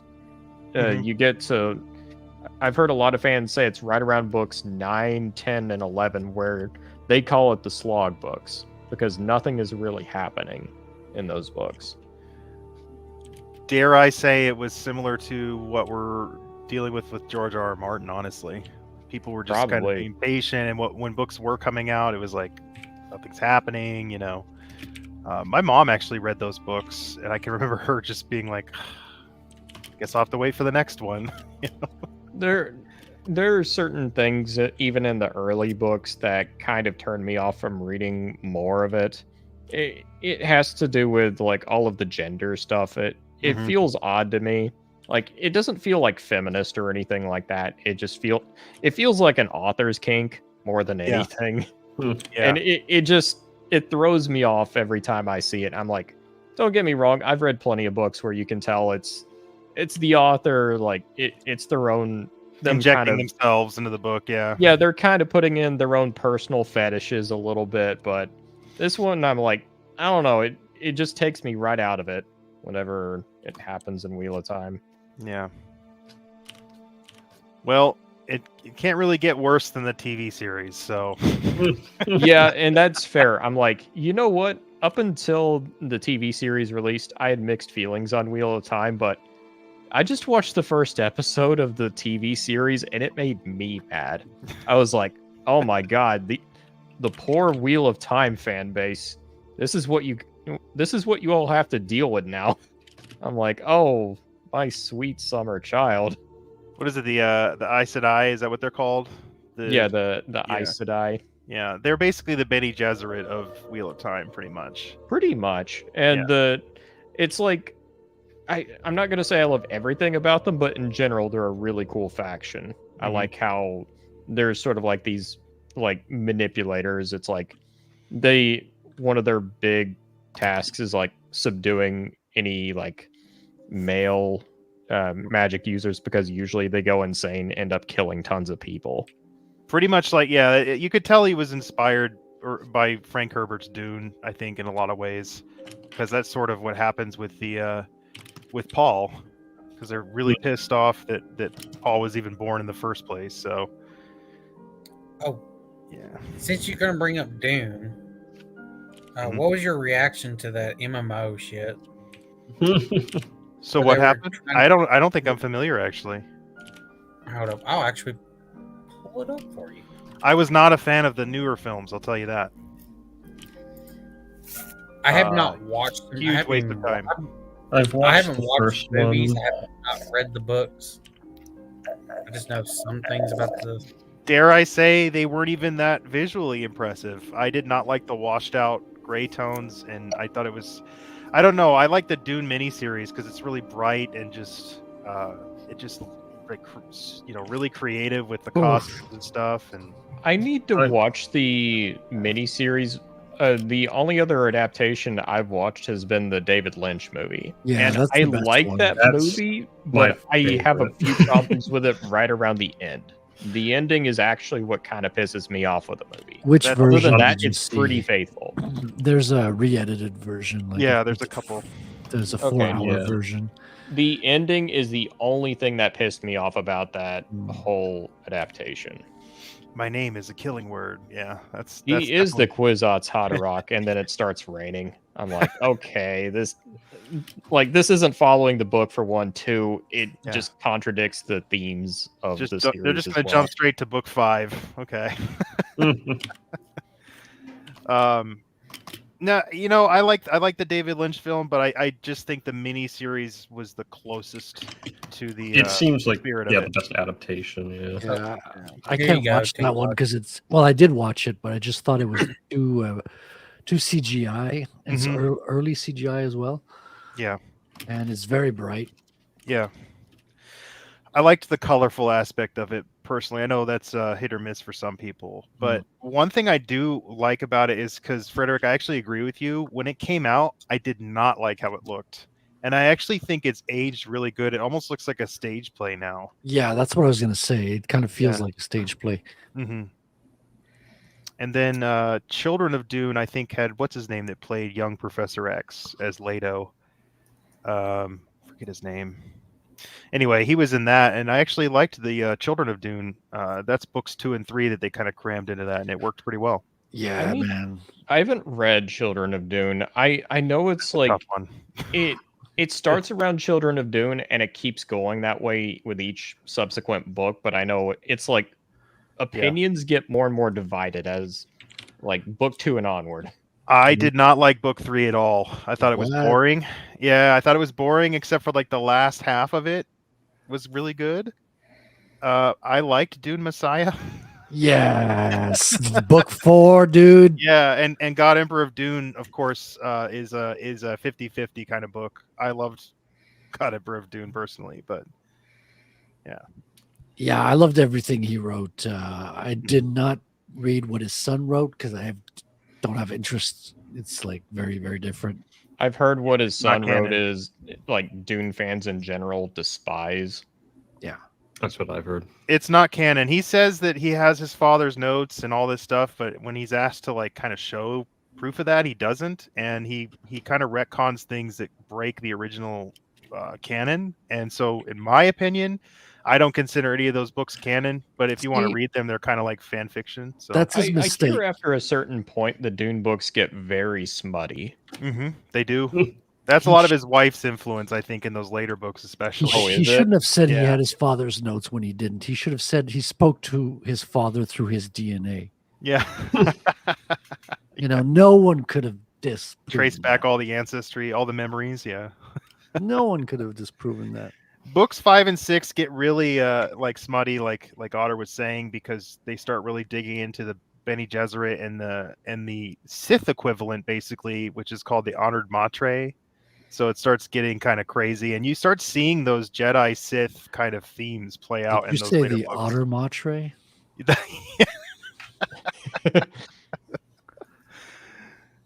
I did. I knew they were evil.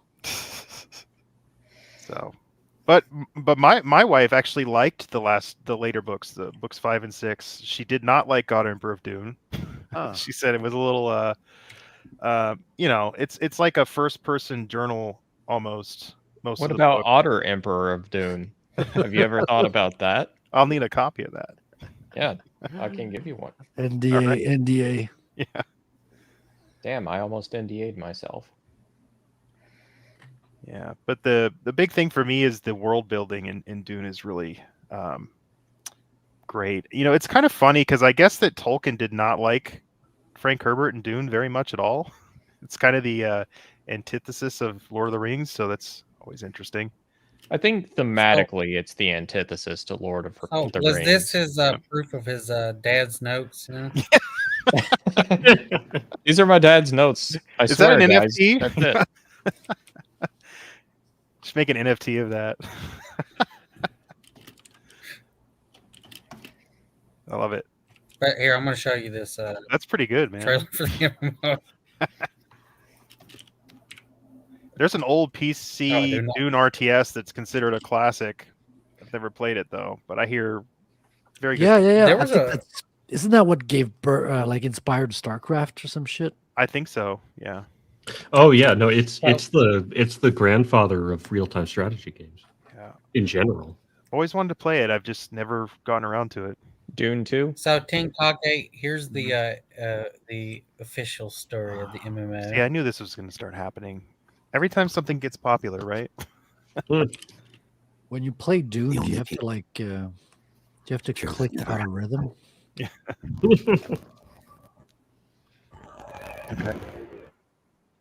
When would I, Paul Atreides, was never born. Oh, okay. I did hear about that. The future. Why does this look AI to me? It created me. I see Listen, if Paul was Paula, you know, nothing Nothing bad would have ever changed. That was the whole point of the story. happen. Well, get ready for this. Oh my God. Clearly, these guys do not understand that, What if my mother had or they just obeyed don't her care, which is more likely. orders to birth a girl? Everything would change. No, that was Dr. dumb. Yue exposed for his betrayal. The world where my father lives. House I see they took Atreides some of the surviving movie battlefield. costume designs. Starter guard deployed to protect the Spice Lodge. Wow, that does look like AI. You weren't kidding. Assassins spreading across the planet. Fremen exterminated. No, Muad'Dib. No, Lisan al-Gaib. No, Kui. Zod's hot rock. All of life is horror. Except for this one. This one leads to you. See, A whole lot of not Tinkage, playing that. If he had a was vagina and boring. tits, Okay. it would Alright. everything would have happened peacefully. Nothing wrong would ever happen. Hmm. Where you No get the Bene Quizazz. Gesserit. No wars were ever fought over women, right? No No- athletic tits, no Yeah. Kwisatz Haderach, no No play. Quizatz Haderach. No, thank you. Yep. That should be the tagline. So, what's your thoughts on that, Tinkage? No policy, y'all. That's, What is That's it? my The thoughts. Heart Cone Trump. yeah.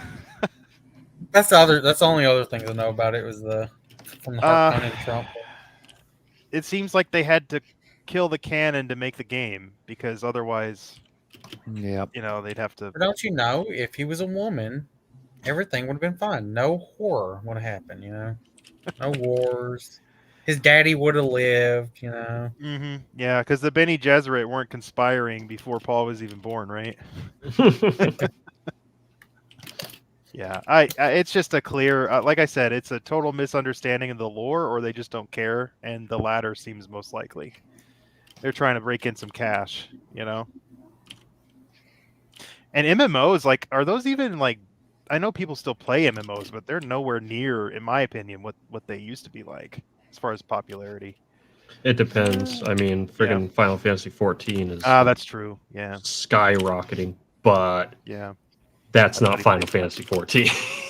Well, Final exactly. Fantasy 14, it's basically just a single player story game with a strong MMO kind of like component to it. That's the Okay. best way I can describe that game. It's So- like an MMO in passing. So like the Star Wars, like Star Wars Online or Old Republic, kind of had the same thing where you could play with other players, but there was also like Tinkage, you're going in and out. Yeah, your audio is fading. You're dying, Tinkage. You're dying in Minecraft. Am I back? Yeah, you're Yes, back. For now. Okay. Yeah. Oh, I was saying that they have the character stories in the Old Republic Online game too, MMO. Yeah, I'm surprised they haven't made a port onto console, like at least like a single player version, because it wouldn't take that much to swap it over. That game got destroyed by microtransactions. My Yeah, I opinion. watched. Did it get worse? Because last time I heard, like, monetization wasn't too terrible.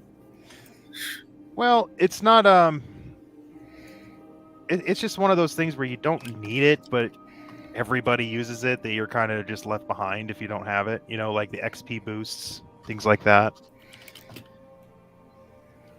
Oh, you have to use the XP boost, or you're fucked.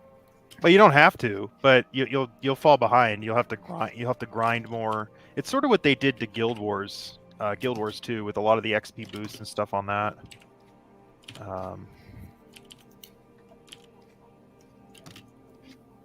But that game was fun when it came out. I thought Star Wars: Old Republic. I mean, it was BioWare. When did it come out? Oh, geez. Mid 2000s, maybe I think it was Yeah, a long 2010. time ago. 2010. Yeah. So this is EA BioWare, but it's before BioWare really went downhill. It was. It It was basically right before. Yeah. It's still when BioWare actually gave a shit about their games when they were still trying. Hmm. Remember, guys, BioWare Magic. Or fuck it. We're going to ask you to do all this, and then you're just going to somehow do it. It's going to work out. What was it? Was it Dragon Age Inquisition? Where like that finally like backfired on them? I think so. I never actually played that one, but I think that is what happened. I like the game. It's got a lot of issues. It was like broken as shit at launch. I believe it. Dragon Age 2 is way, way worse. So Dragon Age 2, from what I heard, was friggin' disappointing. What I can tell you from actually playing the fucking thing, it's pretty horrible. It was so funny because Otter was hearing me talk about it because I played it. And it is literally one of the worst games, like narratively, gameplay wise. And when I say broken, I mean fucking broken. Game breaking glitches constantly. It reused 2 maps the entire game. Yeah. You're like in the city for like 11 years or whatever. Yeah, well, no, I remember not the that. city. Not the city map. Like the little dungeon cave areas, they're the exact same map. Oh, that's like Oblivion Doing all it over out. again. And I love Oblivion, but that's definitely a problem. Oblivion had more variety. With when you got a lot of the they're called expansions at the time, but the DLCs, yeah. Like, you've never played it, Tenkage? Which one? Dragon Age 2. Oh yeah, I have. But it was around release time, so I barely remember it. But I do remember it being very repetitive It is. versus the first one, which was great. I love the first one. I need to get back on my playthrough. I installed mods and all kinds of shit. I could run Dragon Age Origins on a fucking laptop that doesn't actually have a GPU or whatever. I gotta tell you though, because this seems to be a lot of the how people feel just in general. You know, whether we're talking games, art, movies, whatever, is the looking back and seeing things that were better, and a lot of people dismiss it as nostalgia, but I think that eventually it's going to cause people to take what was good from then and apply it to now, right? And, I Well, don't that's- even think yeah. nostalgia. I think Animated Moon can tell you about this when Mhm. when he's students and stuff finding about these old games and shit. Oh and playing yeah, them. like You're blown away, I'm freaking. sure. Yeah. Like I remember I had students who were like, I had a student who had played freaking Silent Hill 2. Oh man. I was like, dude, you're legit. They're just you like, know? yeah. and yeah, what it comes down to is it's not nostalgia. It's that you had so much variety back then that you had crappy games. Sure. But you also had really inventive and really fun games and really like creative stuff out there. And so like I think the real tell is that you still have stuff nowadays that'll come along and kind of still give that feel, through either like indie games or whatever. And it's like, okay, that's not nostalgia because they just made a good game. Yeah, exactly. And I'm glad we're on the same thought there because I know, like I said, people do dismiss it as nostalgia, and I'm like, that's not what nostalgia is. I don't want to go back to a time. I want to bring that back or that time forward. I want to apply it to now. I love 80s heavy metal. I don't want to live in the 80s necessarily, but I'd love to see music start to put a little more soul back in, a little more thought, a little more creativity, and across the board, art, movies. And to me, that's what all that's about right now. So honestly, I had this conversation on stream a little while back. Speaking of all that, I would love to see, because I look at, from an animation perspective, I look at the early 2000s as like the tragedy of the West. Yeah. Because there was so much potential in where animation was headed that got smothered one way or another. And like a good example would be like Atlantis. I know a lot of people really like that movie. Yeah. And I like the concept of it. Mignola. I like the art of it. Yeah, Mignola, his designs and stuff like that. Yeah. I don't like the execution of it though. I feel like it would be better if it wasn't a Disney movie. Not that it's not an animated movie. Like I think it's 100% should be an animated movie, but not a Disney movie. You know what I mean? It doesn't even feel like a Disney movie. No, I actually just watched that with my kids recently. It does not feel like a Disney movie at all. It to me it feels like it feels like it does feel like a Disney movie in the worst way possible, and that is they turned it into a Disney movie. That's the best way I can describe it. Never actually. Reminds me a bit of Yeah. what was it, El Dorado? I think it was. Yeah, Yeah. that was DreamWorks, I'm pretty sure. But Right. DreamWorks was doing they were doing stuff as well, you know. That movie is still rough though, El Dorado. I like that movie too, but it's got quite a few problems in my opinion. But that's the thing, like there was so much potential. Even like Titan AE, like it flopped, and it's not like the perfect movie or anything like that. But it was creative. It was the sci-fi kind of movie and stuff like that. Like it was really cool. Or freaking Iron Giant, for goodness sakes. That's a really good movie. I That's love a that movie. genuinely good animated movie. Yeah. And then that all just went by the wayside. Realistically, as soon as like Pixar kind of came onto the scene, which I love like early Pixar and everything, but everything became sort of down to earth, relatable stuff, you know, which is fine. But it completely swept the rug out from the more imaginative stuff in a lot of regards. Look at Prince of Egypt by DreamWorks. Yeah. I think that's a beautiful movie. Soundtrack, art, everything, animation. Yeah. And I don't know a lot about animation, but I know what my eyes see, and that is a really pretty film to watch. You know. Oh, it's phenomenal from an animation perspective. I mean, freaking James Baxter worked on it, so of course it's Oh, man. But yeah, no, like there was I look at that stuff and I go, man, like there's so much imagination here, but if you just like kind of did that nowadays in a more sincere way and like just had a really good like adventure film, not even necessarily like for kids or even necessarily like for families per se. Yeah. Not that it would have to be like adult or anything like that, but just like not concerning itself, I would say. I'd Yeah. love to see something Throwing in on the random scale humor and of- stuff. Something on the scale of The Secret of Nim, you know. Secret Oh of yeah. Nim. Yes. I love that movie. Don Bluth. Stuff. Yeah. I grew up on Don Bluth. I watched all that stuff. Yeah. There was freaking- still a lot of emotions. Like, yeah, I was even scared at the moments with the owl and like Oh, a few yeah. moments in the film. Like it was a Mhm. roller coaster. Oh yeah, the rats terrified me when I was a kid. I was born in the mid '80s, so like I grew up watching that, and like the rats terrified me, and I always got really sad. The mouse's kid is sick, and I can't remember the character's name. Yeah. Am I the only It always person made me who really sad when I was a genuinely kid. thought her son was going to die early on in that movie? Yeah, Yeah, no, for sure. and that's what you want art to do. You want it to make you feel things. You know, it's Mhm. Well, you also want it to be unpredictable to a certain extent. right, absolutely. American Tail. I might be a minority, but I know the second one was done by Spielberg, but I still like the second one. But the first one had an impact on me too. I always remember the tomato scene when they're eating the tomato. You know. I've never actually seen that one. I've watched a few Bluth films. Bluth, from an animation perspective, Bluth is an interesting study because I've actually gotten to meet Don Bluth. Shook his Oh, hand. cool. Really nice And guy. he's Yeah, still I around. got to meet him as Yep. well. Yeah, Yeah. we got to meet him. That's so awesome. Yeah. But he's interesting because he kind of represents the best and worst of Western animation, in my opinion.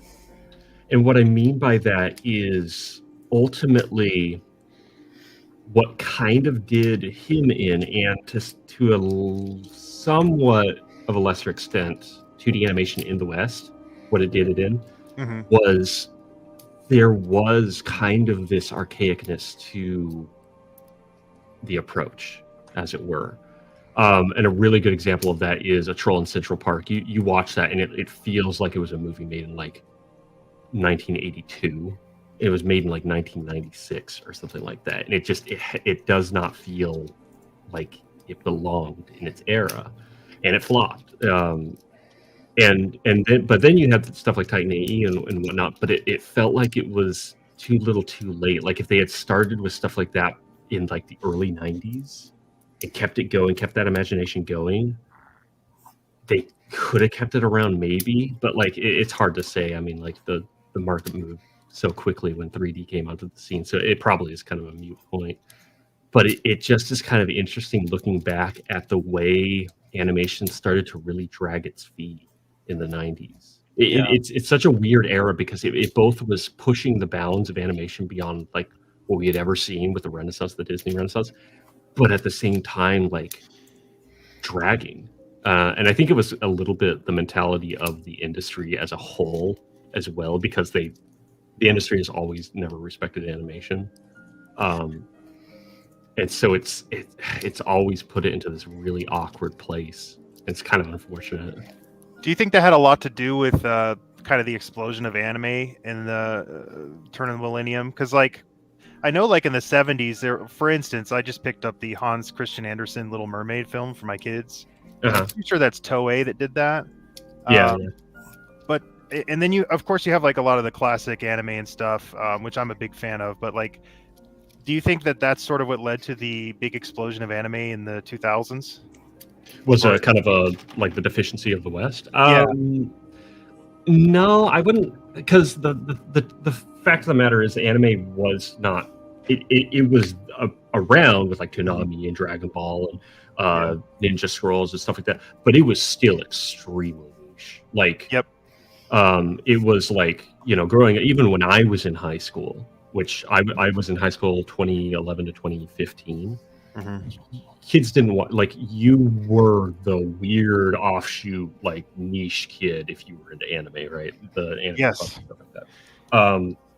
So like, I graduated in especially- 05, so I'm with you. yeah. So in the early 2000s, now I will say that within the industry, anime came onto the scene and kind of did blow the doors off what people were kind of realizing was possible. And a really good example of that is what they did with Avatar: The Last Airbender. That was 100% influenced by what Japan and Korea were doing within animation scene, storytelling wise, and everything like that. I mean, for goodness sakes, like most of that series was animated by Korean animators.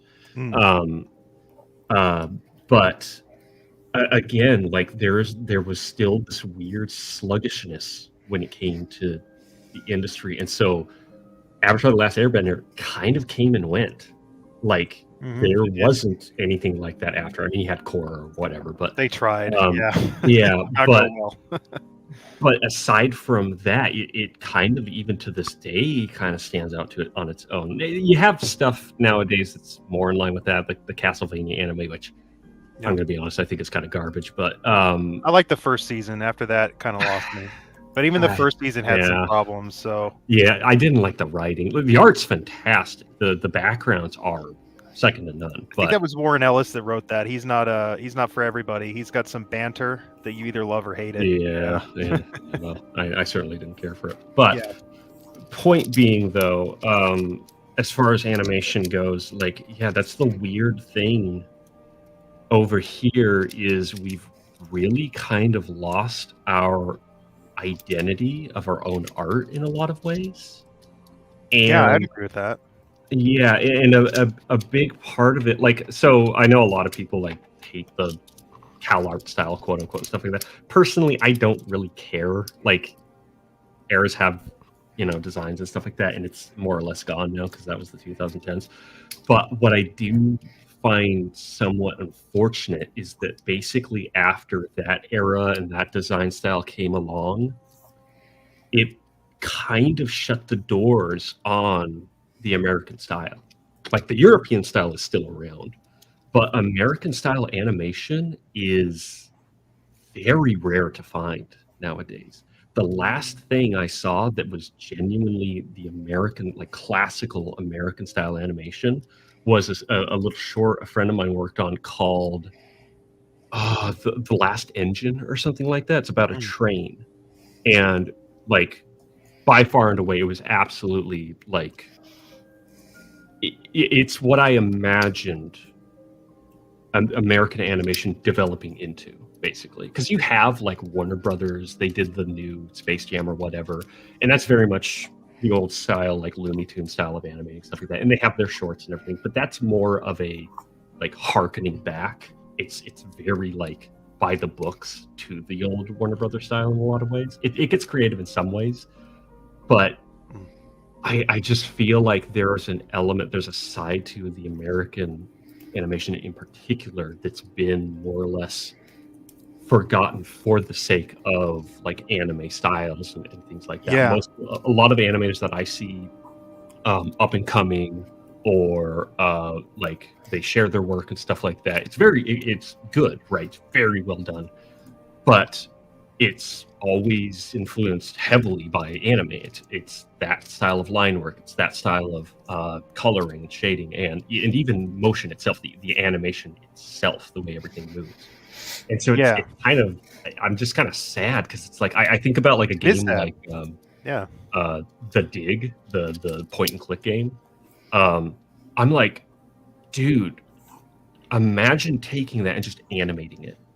Like, that would be an awesome story, and it wouldn't have to be like, you know, this awkward thing where it's like, okay, we got to shove, you know, humor into it to keep kids happy and stuff like that. No, just tell the story, you know, with animation. Yeah. But I don't see that happening. There's always kind of this habit that a lot of animators have, even when they try to go back to like a classic Disney kind of feel. They're always going back. They're never going forward. I just looked up The Dig. I didn't know that was written by Orson Scott Card and Steven Spielberg. Yes, I had no idea. Yeah. So to all that, I would just say, like, this can't last forever. You know, there's gonna be something that breaks through. But I guess what I would say is, what do you think about Toy Story? Do you think that had a big effect, like just how the CG kind of played out? Oh well, I mean it set the new stage, basically, is what it did.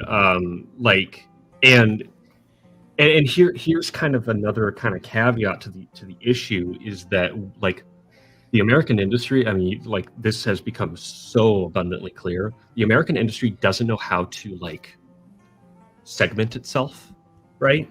Okay. It's like all or nothing. It's like, okay, CG's it. We're going all in on CG. We are going to dump millions and millions into CG. I'm sorry, I'm not drawing right now because no, yeah, sorry if I'm distracting you. Yeah.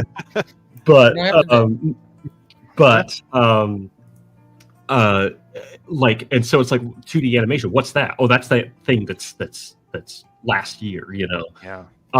That's that thing that, you know, we don't care about anymore. The public doesn't want it, right? Yeah. And so public's fickle, so yeah, and so that's what you get a lot of times. But it's like, okay, well, couldn't you like keep something around of that, or maybe do something creative with it? Like imagine like a series that looks like The Dig, you know, or something like that. Get like play around with that, get creative with it, and that just does not work within the machine that they have set up. And now they're strangling themselves with it because it's so machine that it can't adapt. It can't actually understand audiences and things like that. It's like I was saying, like freaking A-list voice actor or A-list actor, boom, you're in. Have fun. Here's $500,000 per episode. It's back to the hot and ready thing. Everyone hates it. Who cares? Golden parachute. I'm out of here. You know. Yeah. It's hot and ready art doesn't work. You can't. It's just to make money. I mean, you're going to lose in the end. You might make a ton of money for a while, but like you said, if it becomes solely about making money, then all it's going to take is a small group of people to say, you know what? Screw that. We're going to do this. And then next thing you know, you have set a standard. And that standard doesn't have to be something you've necessarily the tools you've never seen before. You can use tools from decades ago. It's about what you're putting out, right? Yeah. So, well, it's the creativity of, and it's the scalability of it. It's like, you know, it's why I really love the stick fighting community, which is still around and thriving, by the way. Mm-hmm. Interesting. Because they know what they're about. They're about being able to do something realistic. That's why you make stick fighting animation, because it's really easy to animate a stick figure in comparison to like full body animation. Really cool to watch. So you can, you get these great stories and these fun characters. And like, I remember I was watching a friend of mine. She did a fight between a couple characters, and people were freaking hype for it in the chat. And it's like, you know, she's just this like one person making this thing, and she had like 200 people going crazy in a Twitch chat, and like the video itself has gotten, you know, tens of thousands of views or whatever, how many it's gotten, which is like isn't a ton. It isn't like freaking Hollywood scale. Who freaking cares? It's big enough for what it needs to be. That's the point, you know. Yeah, it's just going to take and that's the thing is Hollywood is completely usually they're completely oblivious to the sleeping giant of whatever is the next creative, endeavor, and Mhm. somebody's going to break through that. Somebody's going to tap into that, and it's just going to explode, and then you're going to Yeah. see the market react to it. So I'm not sure what that's going to look like for animation, because you have Yeah. like series like, as much as I don't really care for Hell of a Boss or the upcoming like Lackadaisy series or Murder Drones and stuff like that, and so you have this kind of rise in independent animation. But my worry is that essentially it's doing that same thing where it's looking back into the past, trying to get back into the past, where it's trying to legitimize itself. It's trying to be as much as any Hollywood-backed series, and it's like, okay, is that realistic? Is that sustainable? I don't really know, but boy, that's a tall ask. That's for sure. yeah, That's definitely. hard. So we'll see. I mean, they're trying for sure, and I mean, like to some degree, the numbers are there, right? Freaking Digital Circus got 100 million freaking views on the first episode, right? Yeah. And I don't really care for it, but it's working. Very clearly, it's working for them. Stay So, optimistic. Keep working. Yeah. At the Billy, end, you're of going to have to learn animation now. if that builds a new industry that's independent of those stupid rules where you have to have some A-list actor to pull it off, then hey, I'm all for it. Yeah, I'm not against that. If it's a good story and got good animation, why not? But if it's solely for the A-list actor, that's not going to work. Yeah. Yeah, see, Wrangler. Yeah, the misses old it. cell Lots of shaded. people miss it. Exactly. Well, I like 3D animation and shit, but we've been stuck on it for the last 15, 20 years. We're Yep. obsessed with it. I think about it. Yeah. And it's not cheap. I mean, correct me if I'm wrong, Animated. Like, it's not cheap to produce that. I mean, I know 2D could be expensive too, but 3D animation, the best way I can describe 3D animation, I mean, here's the thing about it though, is like outside of like Pixar and Disney and American animated films, 3D is actually not around all that much. It's primarily like preschool shows that are 3D animated. Like, I mean, back in the day, you had like freaking Jimmy Neutron, you had oh yeah, like Beast Wars or whatever, really early stuff. Later on, you had a few others in the mid 2000s. I can't remember them all, but it kind of actually, as far as television goes, like died down in a lot of regards. I'm sure there's some I'm forgetting that happened in like the 2010s and stuff like that, but there was actually a ton of 2D animated stuff in the 2010s, like a ton. It again though, it reinvented its own wheel, and that's kind of cool. That's kind of fun. I mean, Adventure Time was a fun new kind of look. It was that was everywhere too. Yeah, was there was all a over the novelty to it. But again, I look back at, like at the 90s and I go, well, wait a minute, hold on. Like, we haven't taken this as far as it could go.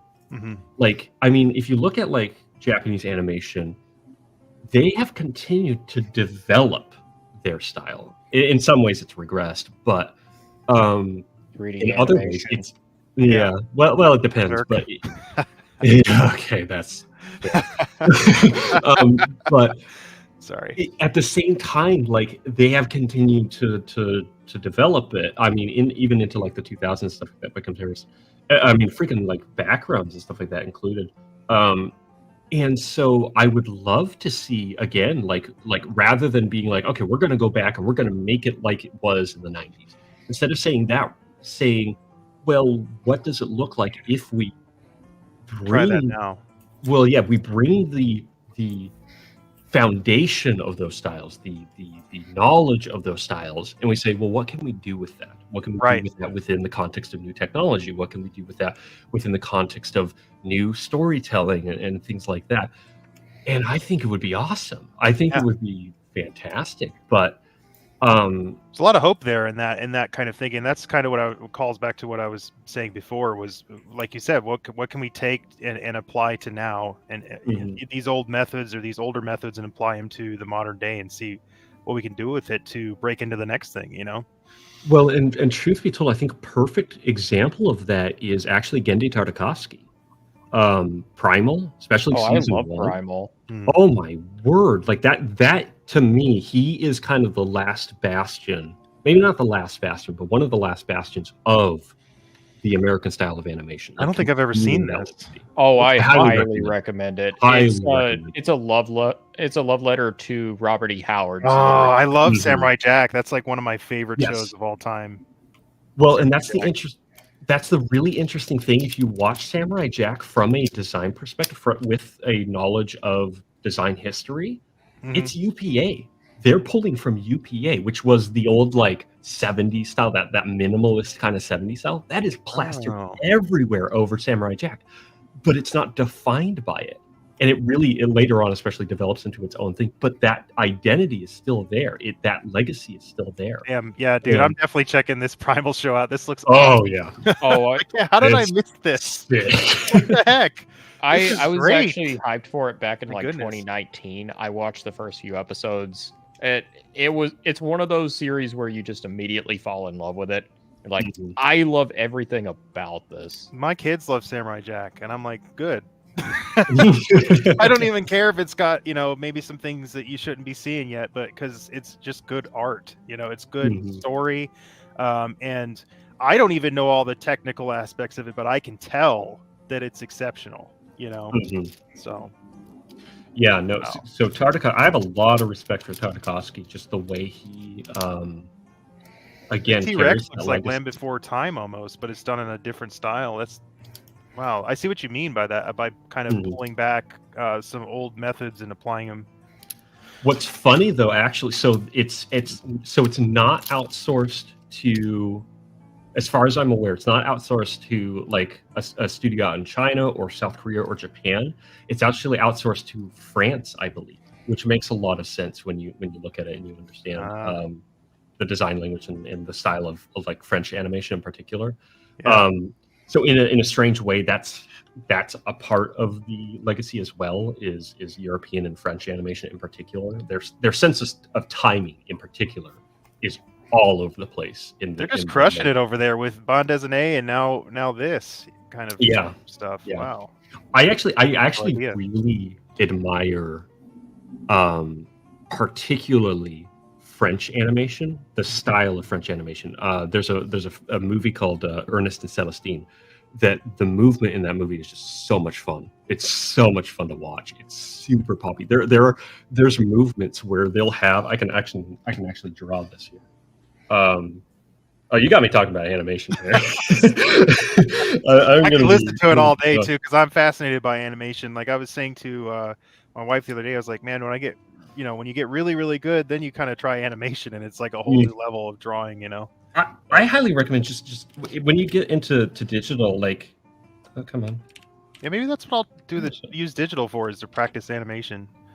Yeah, I highly recommend it. Hold on, I got it. Sky's the limit, Yeah, it's a lot of fun. So there are instances where you'll have character. Let me grab a good brush. See, Billy, this is an art stream here. Maybe I can just do this. Hold on. Got Frederick drawing and Okay, all right, Cat right, drawing, right. but he's doing something. Okay, so where is it? Where am I? Oh, here I am. Okay, hold on. There we go. So you'll have like instances where a character will be like, "Oh, come on." There we go. Okay. Like they'll have something over their head. This is actually based on like a specific part in the show. Like he has like a big like trash can or something like that over his head, right? And so he has like the arc back and stuff like that to really show power, and maybe he's up in the air and whatnot, and his hands are up here, and he's holding this trash can, and then on the next frame. So this would be like your keys, right? So you're thinking, okay, he's gonna be like pushing, he's chucking the trash can down. So Okay. so then you have like the back swapping spots, right? Because that's how you get a lot of power, is you change Right, the turbine spine, yeah. And then the trash cans like maybe a little bit of smearing or something like that, or maybe like more squash. Squash is a very Western kind of style kind of thing. I would have never guessed that. That's crazy. That's squash and stretch. Yeah. Wow. And then, okay, so this is good enough for examples. But so then typically what you would say is it's like, oh, okay, so now we need to do the in-betweens. But I straight up seen like parts in that movie, Ernest and Cell scene, where these are the only 2 frames as far as this motion goes. It's just a pop up here, and you'll have like this nice like anticipation where you'll have like a good amount of frames, like Okay. Like lead up almost, like oh yeah, the word anticipation. Yeah. So you'll have like, where is it? So like he'll maybe like hover up just a touch, right, over the course of a couple of frames or something like that, right, as he's like leaning back and like building up all this power and stuff like that. But then like it'll just pop, right? There'll just be this massive pop right here, just no in between. And it's great. It's amazing. It's so much fun. Okay, so that's kind of like in all the a energy comic. all Frederick, correct me if I'm wrong, but like in a comic, when you have a character throw a punch, and you the character might wind up, and then in the next panel, it's just the reaction. Like you don't actually see the punch getting thrown. Is that sort of the same idea? Yeah, you have to choose the frames in comics, Yeah. the same as you use animation, but you know, on the page it's real estate, whereas animation it's timing on the screen. You know? Interesting. Okay, I get it. Yeah, That's awesome. very You common. don't want the impact if you're like throwing a punch or something. You can't. Right. Yeah, and you can throw in as much as you want. Like even a small moment with facial reactions, with the eye movements, you can stretch that out into 8 panels and really make it feel like an animated scene when you want to get into the feeling, into the moment. Really cool. Thanks for showing that. That's awesome. I love it. I love this stuff. Definitely. Oh, yeah. I mean, the more I Definitely. dig in, the more there is, and it's like, wow, this is really cool.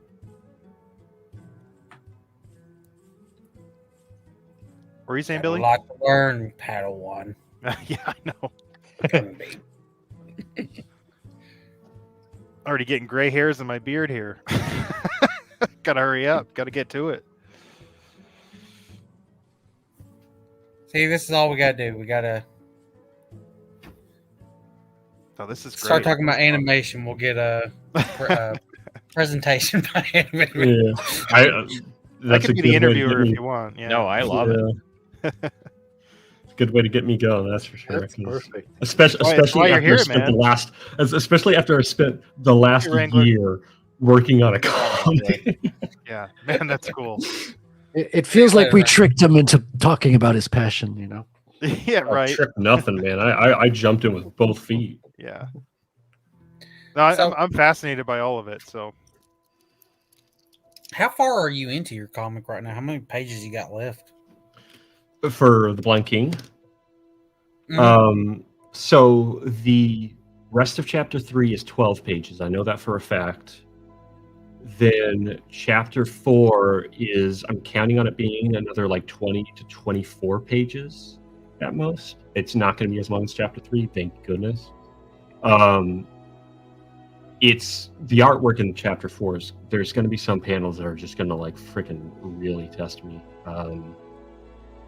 Some pretty crazy stuff. But then chapter 5, hopefully, will be even shorter.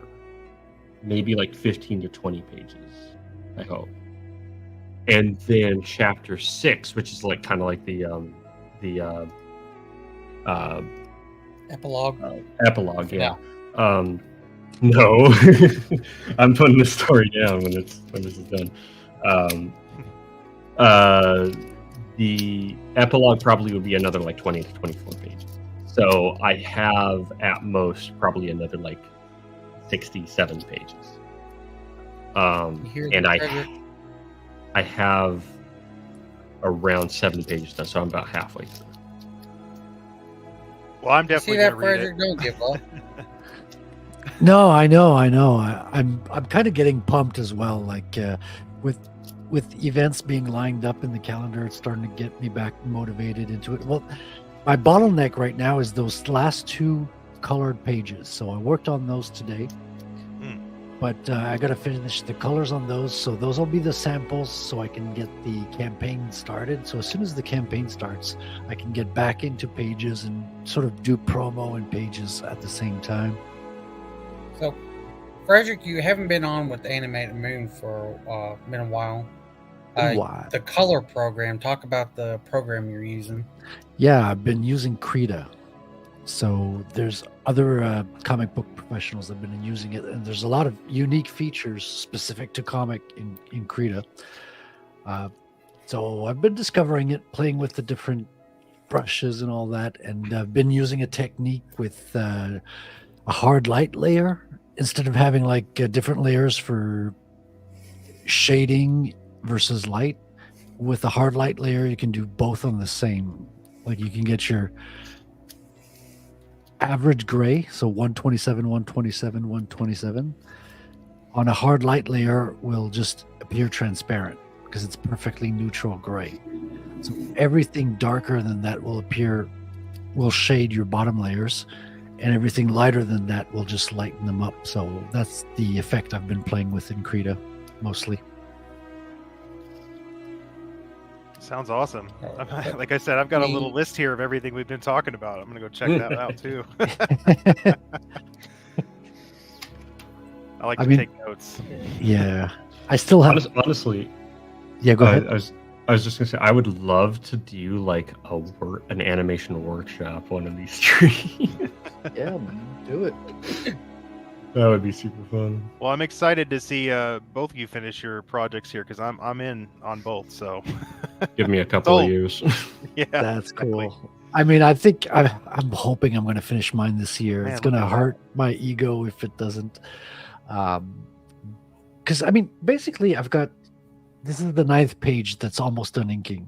I've got 12, 13 pages penciled, and the last half is kind of an action fight with the Tiger Twins and our hero, and then there's the psychic spy that's a Russian. She's so sexy. Oh, hell yeah. So I got a question for you, or Animated Moon. What's your grading on this chainmail? Pretty good. Looks pretty heavy, but like kind of in a stylized way. Yeah, it looks pretty good. His feathers are good too. Yes, that was the first thing I really noticed. It looks very good. So I've been trying to use like shadows that are not necessarily darker, but just different colors. Try to change the coloring in the shadows. That's the key. Always like shadows are color. We'll talk about that. It works really well with the orange suit. If you can just go back quickly on the orange suit, Billy Bob, because it's just blue shadows and blue works so well, man. It's like I think that the shadows really work particularly well on that piece of clothing, I find. Honestly, I think that you could push the saturation even a little bit more personally. Yeah, that looks good. Yeah, I'll play with it for sure. I'm learning, man. It's just like don't have as much experience with colors as I do with inking and penciling and all that. So it's still a learning journey, but I'm having fun. Once you realize just how far you can push color, it starts to get really fun.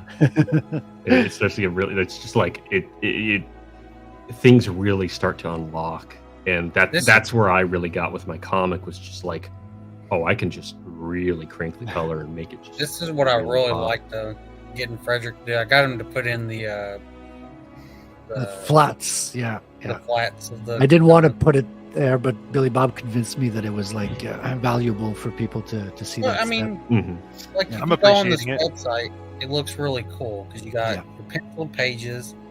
You get to see it inked after. Then you can move up to flats, and then you can see the work that goes into coloring. Yeah, to the layman, it all looks really, really amazing, man. Good job. Thank you, man. Yeah. We're gonna get looking in black and white. dude, I'm working with a German. Well, I don't know. I probably shouldn't say this on the air, but NDA. there Yeah, are you almost things NDA'd potential in the air of really cool like side art projects with the comic book. So stay tuned. Don't NDA yourself. NDA. Also, How's You the know otter what? coming along? Umbrella Cat, Yes. I need to lift up your spirits. I'm gonna play this clip. Okay.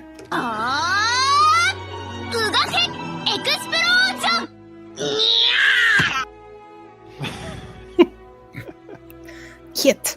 The cat read. It's just like my cat. But Umbrella Cat, you been watching anything? I'm trying to think. What have I been watching lately? Any of that Japanimation, you know? I don't know. I have to be in the mood to watch anime anymore. Any manga you reading? Or any comic? Manga. I've been reading the Naruto manga for the first time lately.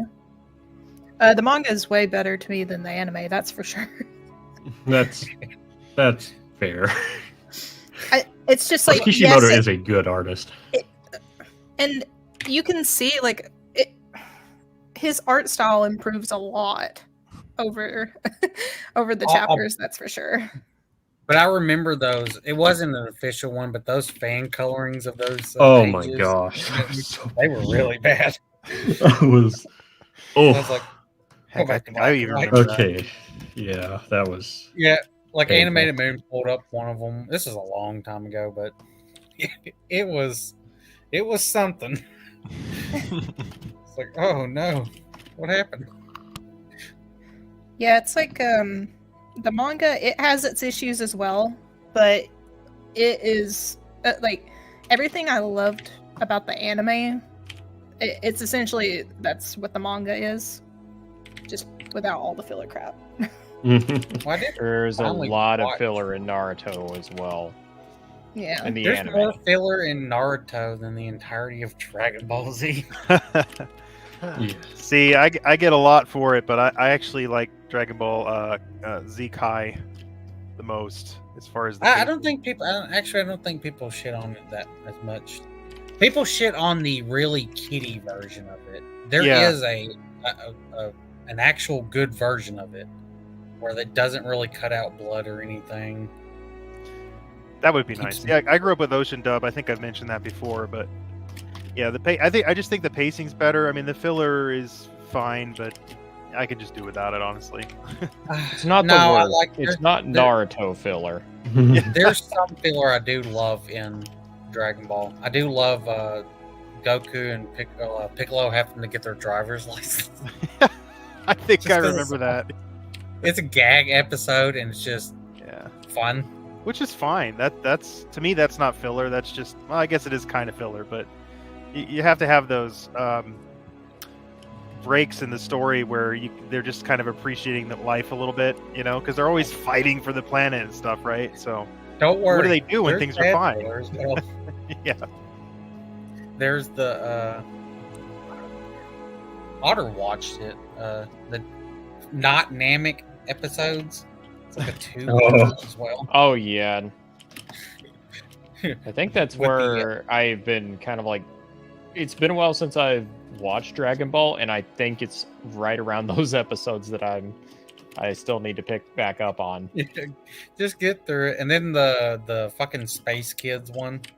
It's not terrible or anything like that. It's just like as soon as it comes up, I'm like, oh, I can tell this is filler.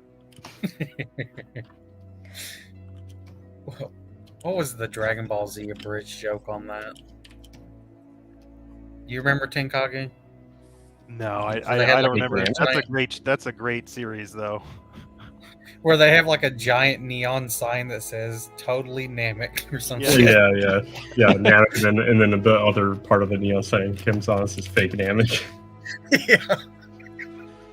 You know, God, I I really love wish they would go and remaster the old Saint Seiya series. I know, like a lot of the movies have been remastered, but That's one of those shows where when I discovered it, I was like, man, it's kind of hard to have DBZ without Saint Seiya. Just the US should just not. They just didn't market it very well, so it's almost completely I don't even know unknown. what you're talking about, to be honest. I've never Yeah. heard of it. So it's basically, I think it actually predates Dragon Ball a little bit, but it's Saint Seiya Knights of the Zodiac.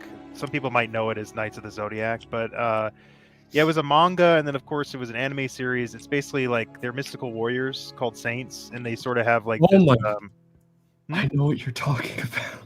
yeah, and they have. I don't know if that's good or bad, but I think. Oh my gosh. Okay, so there's a place that me and my brother would watch stuff on. yeah, A totally legitimate site. As you do. And it would, but what was interesting about it was it was like a block, right? So you watch it as a block, yeah. and it came. And if I'm not mistaken, we somehow got on a kick of like Orthodox Jewish jokes or something like that. Okay. I can't remember.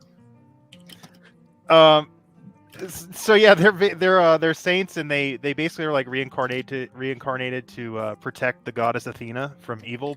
That's the plot basically, and they wear these things called sacred cloths, and they're inspired by like the constellations. There's a whole bunch of them, and every warrior has like their own, and then they get like the upgraded version. Well, when they have the gold saints, that basically was, it's not confirmed, but everybody thinks that's where they got the idea for Super Saiyan from. Oh, that's funny. So yeah, go check it out if you've not heard of Saint Seiya. They have the movies are remastered. You can actually get them on Blu-ray. I think Discotech did it, and they said if people respond to this, we'll try to remaster the series. But if I remember right, the original series has some animation issues. So Animated Moon, you might appreciate that. But Well, you know, when you look at it, it looks like Ronin Warriors. It's not Ronin Warriors. Maybe that's the one I'm thinking of. Yeah, I think what you're referring to is Ronin Warriors. Vaguely have heard of that. There's some funny things about that series, but yeah, check out Saint Seiya. It's really great. If you like DBZ and you like action and you know the fighting scenes and the drama, that's very heavily involved in Saint Seiya. So I also watched power Full Metal levels. Alchemist Brotherhood for the first time this year. That's a good one. Yeah, like that one a lot. Prefer Brotherhood. One Actually, could argue it's even quintessential. Yeah. Some Yeah, people I think swear so. by the old series, but the more I learn about the older series, the less I want to watch it. So I've watched both. I watched the older one first, and I thought that Brotherhood at first was going to be a sequel, but then I realized, oh, it's just a proper adaptation of the manga. Mhm. So I watched Brotherhood, then I read the manga. The manga is the best, but then Brotherhood, then the original for me. Mhm. Yeah, the original, that ending though. Whew, yeah. Yeah. Oof. oof. I don't even know what the ending was. The movie, like the animation for the movie was really good. I really like that animation. And I think I have a copy of the movie still. Now, yeah, the original TV show, like the animation was good. The soundtrack was phenomenal. Because I remember specifically there being like this track in it that was like a Russian choir, and it was just super good. Brotherhood's music is great as well, but the music for the original was so dang good.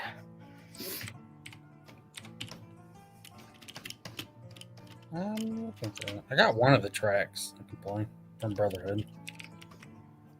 Oh, I didn't do the jam. Dang it. Albeit Brotherhood, like someone who knew nothing, like the first episode. First episode is rough. I understand that they were, going back, but you got to have it at least friendly for new people. Yeah, they kind of, how they approached it was they assumed that a lot of the audience had already seen the original or had read the manga. So It's a bad they assumption. skipped. they skipped like more smaller kind of like short story type one-off stories at the very beginning. Not a I whole was just lot. confused. Like I was, Otter was there when I was watching it, and I just sent him a message being like, "I have no clue what the fuck's going on." Nothing. Like, Kind of weird. I like stuff like that where you're just kind of thrown into the world. Yeah, but it makes a lot of assumptions there at the beginning. It's like it kind of assumes you already know who Scar is, who Ed and Al are, and it's like It doesn't assume who Scar is in it. Scar is introduced like he is in the manga. no, it's like the alchemy and stuff, and all that. Oh my gosh. The original anime. I think whoever watched the original, it's ingrained in their mind. Like every single opening to the show, it explains the properties of alchemy. Oh yeah. For like how many episodes? Or does it do it the Alchemy, entire all of them. series? All of them, I'm pretty sure. Just in case you forgot. Yeah. No, the original anime, like it explains how alchemy works for every single intro of every episode. Yeah, they tried the Stanley Like, method. full with in that. depth or just Well, it lasts at least like probably a minute or so for every single episode. Jesus Christ. Brotherhood, it just like the opening right before the opening, it has like just telling you the law of equivalence. That's it. That's what I remember. All right, here we go. We'll play this. I think it even became a meme. Oh, you're gonna play it. Nice. Yeah. So this is the non-remastered.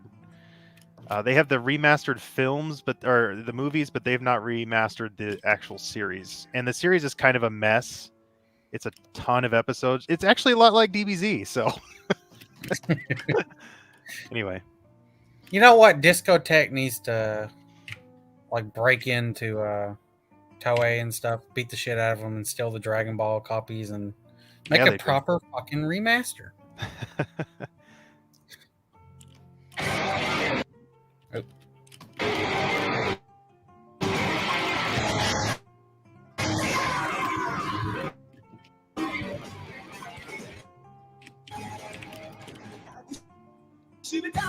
yeah, they got like they carry around these big like boxes almost, and that's what carries all their gear. It's kind of corny, but kind of cool at the same time.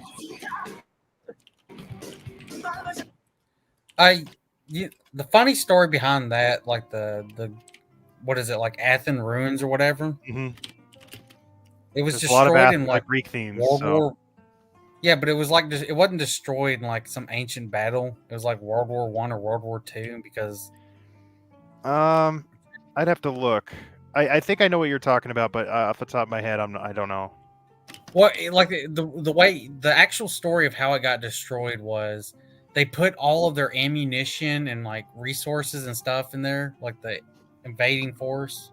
Oh And yeah, they thought, oh, they won't blow it up or do anything Yeah, because right. they would destroy this historical it's not a monument. school No, or they hospital. fucking It's shot gonna it. go. Yeah. Yeah, they fucking shot a rocket at it and went, yeah, bitch, we blew it up. Don't give a shit. Terrible but Like- funny. And it's like the actual story behind, like, oh yeah, that's why it's actually like. I love the ground kind of ripping up there. It looks kind of cool. I love that animation in pretty much anything, really. But there's DBZ right there. See?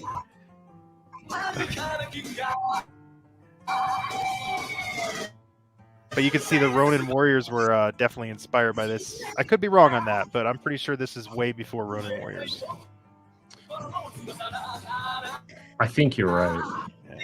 I've heard of Saint Seiya, and I was trying to remember where I was hearing it a lot. Yeah. Is the dub really bad for it? It's When okay. did this come It's out? kind of the This is, same as a lot of the old, like the DBZ dub, Ocean dub. So, is it an 80s, 90s dub? I have to check on that. I'm pretty sure it's 80s. Yeah. I was trying to So it's think gonna if be it a was hit and miss, Umbrella. It's gonna be a hit and miss. Yeah. I was trying to think if it was a series I heard of because of it having really bad dub. but Yes. maybe not. No, I think you're right. And there's so many episodes that it would be an undertaking, right, to go through and clean all that up. But I would actually recommend starting with the movies. And I actually did link the Blu-ray in the. You guys can probably find it on Crunchyroll, but I did link that in the RTM. So.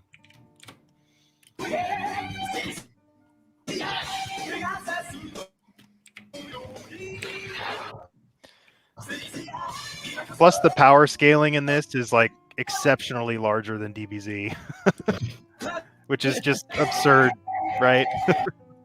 Have you seen the latest DBZ skeleton? I know, right? Super. They're just now touching on it with Super, so or whatever is out now. Jeez.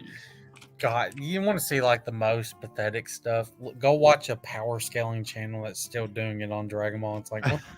They're making up words for numbers. These heroes are cosmic for sure. These are cosmic heroes, so the scaling is just huge.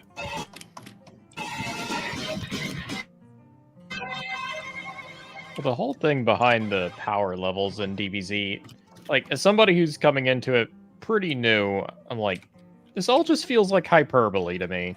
It's like, It is. yeah, this person is X strong and this other person is Y strong. Oh, they're even tougher than the last guys. We're gonna put in an arbitrary number just to make you feel it more. Otter. Why towards the end of the Frieza arc they fucking chuck power levels away? You never get a mention of numbers. Just the next villain's introduced as, oh, he's stronger than Frieza. There you go. Yeah, Oh, Pretty he's much. stronger than Cell. There you go. Or he's as strong as Cell. it's the problem when you start attaching a number to something that's pretty abstract like that. Oh, I Like- forgot. 86 to jump. 91, Umbrella Cat. Okay. Yeah, so Godspeed. Ronin, let me check when Ronin Warriors was. Ronin Warriors might be. There is a manga too, by the way, for Saint Seiya. Quite a bit, actually. Are you saying it's $82 for the Blu-ray DVD? Okay. So yeah, Ronin Warriors was 2 years later. First episode was 1988. Interesting. Okay. Thanks for checking on that, because I couldn't remember. Yeah, I knew it was pretty sure. close, so Yeah, they both definitely came out on the same era. Looking at them, what's He's really showing me fun? something. Frederick or Tinkage, pay attention. I am. There you go. Oh, He's telling you what eraser you need to get. all right. I need that. Yeah, that was a recommendation from one of the inkers who used to work with the Image folks in the the Jim Lee crowd, and she recommended this because it damages your ink a lot less. It's a lot less easier. It's a lot easier on the ink than your usual, run of the mill eraser. Yeah, like the Tombow mono eraser really stripped a lot of ink out, so I had to actually go back and re-ink some stuff. Yeah, try the Faber Castell. Okay, Apparently this is the one I've been using and I've been pretty satisfied with it. cool. I'll check it out. Thanks for that. All right, Animate Man, you were going to say That's something. my list. Was I going to say something? I was going to say, it's really fun. You talk about seeing where like a show like so prominent as Dragon Ball Z or even Dragon Ball like gets it from.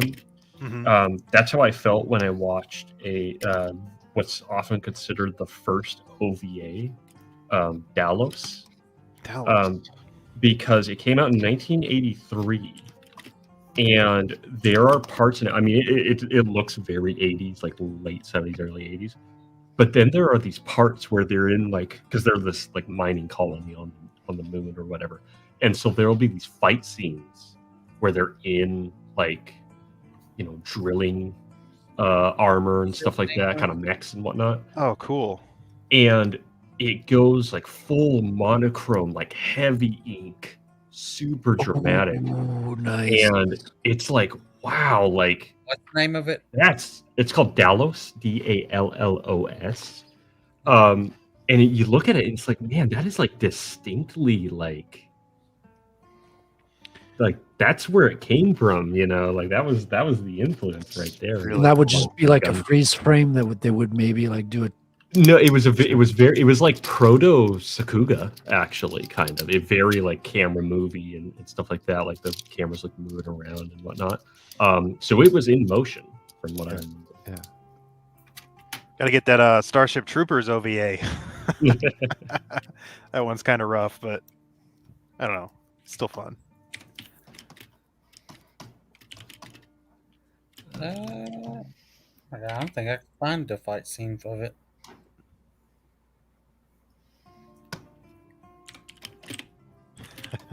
Yeah, you look at Starship Troopers OVA. Starship Troopers has an anime, and it's very bad. They also had like 3D animated ones that were pretty bad. Starship Trooper movies. Oh, the Vintage Wars, I think it was called, or something like that. Yeah.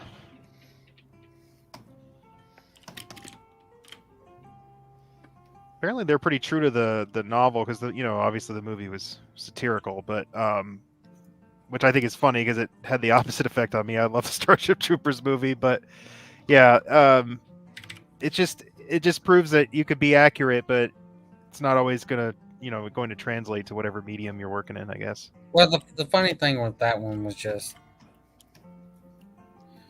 the movie. It was what's his name? Oh, here we go. Paul Verhoeven. Oh, look at Yeah, that! Look at that logo, man. That is awesome. He was he was wanting to like do it on like fascism and stuff and all this other things. Yeah, and then everybody in Japan conversely just loves it. It's like Alan Moore trying to get people to hate Rorschach, basically. Yeah. What was the Your funny old clip? bastard. It was Razor Fist on with like John Malin and stuff. Yeah. John Malin was like, he wants you to hate Rorschach. We fucking love Rorschach. Yeah. Well, he's basically just it was Alan Moore taking Mr. A and The Question and trying to make trying to make everybody hate him pretty much. And it backfired. Mm-hmm.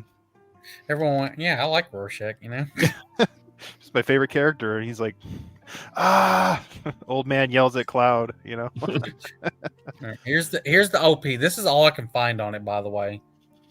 It's- The other one. Yeah, I watched it on That is a freaking sick logo. Amazon. Yeah. So- I really like that'd be a great patch or something. The only other thing I could the other thing it popped up was Dallas, which is a City. soap opera, like a Oh, quite popular soap opera. But Alien. oh, well, Tenkage, yeah, you What I do now? you watched the stream where we were going over the the new Alien game. Yeah, I did. Animated Moon. The game looks like ass.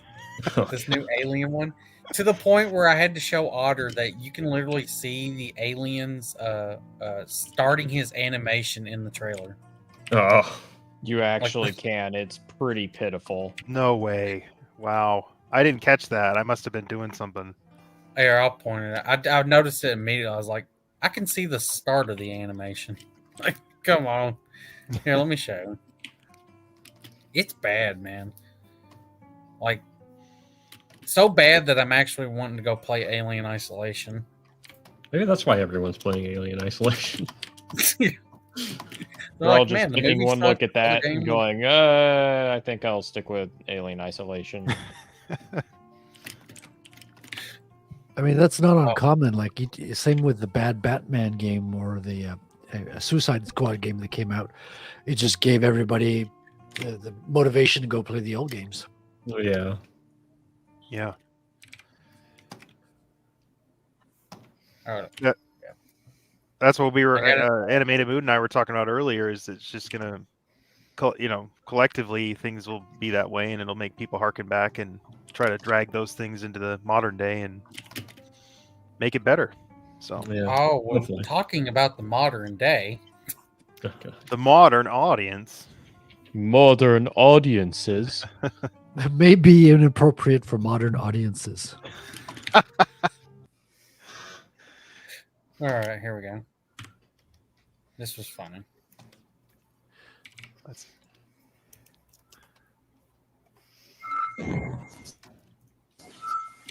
Oh boy. Was that a blood texture? Probably. Use period and comma to go frame by frame. Hold up. Well, I'm trying to get rid of this fucking thing. You have to play it in order to do that. Fuck. Anyways, right there in the bottom right. Never paid.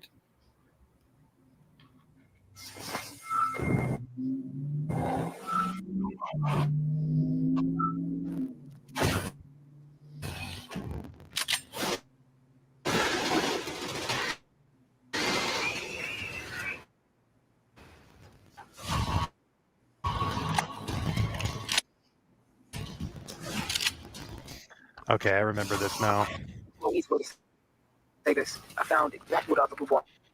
I'll protect full blown. Right there. What up? Talk about no suspense. Just look up and it's Watch. there.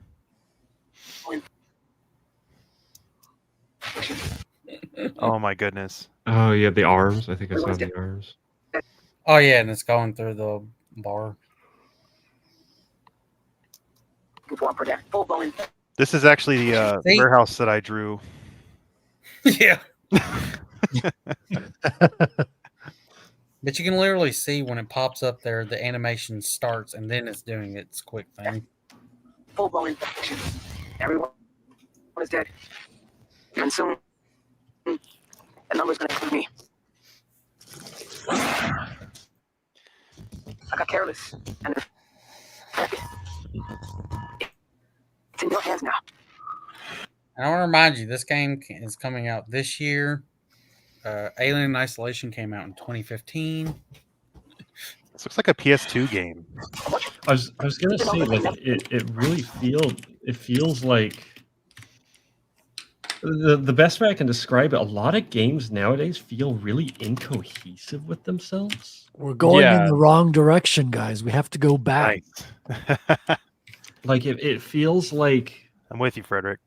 there just wasn't that much vision. I don't know. I don't know what it is. It just feels really like They feel Frankensteined it together. Is the they best feel way- Oh. generic and just like they don't really have like a solid idea of what they want to be. Yeah. I'll wait until you see the cover. Never stop fighting, even after those things. Not once Those did things. I found my Yeah, you have to have those things. time you hear that. I will have carved my name on the surface of this planet with a smoking crater. Look at that xenomorph. He's laughing at you. Look how bad this game is. You paid $70, loser. Good The Lord. joke's on you, consumer. Yeah. Zula Hendricks signing off. Now, do you Ouch. remember Aladdin? You mean like the Disney? Mm-hmm. Well, yeah. You remember Okay. when the Yep. mouth opened up and they go inside. Diamond in the of it? rough. In the rough. Yeah. Yeah. Unfortunately, that's probably the extent of anything good about this game. Look at this fucking cover. Well, it's So we certainly got a in the rough. I xenomorph don't know about grabbing onto the diamonds. planet. We got the person standing Exactly. here with the alien shooting beam out of his fucking mouth or opening up. I don't know. Is that a flashlight? Are they looking at us or away? Are they leaving? Looks like they're leaving. That doesn't make any sense. This cover's so bad. Do you like this cover, Animate Man? No. Does it scream alien? It's one of those things where it's like it in your head. It sounds like it might be a good idea, but you just shouldn't do it. That's kind of what it reminds me of, you know. What is this font, by the way? That's not the alien font. Pretty It's sure. like Arial. Oh. Anyways, pick up your copy now.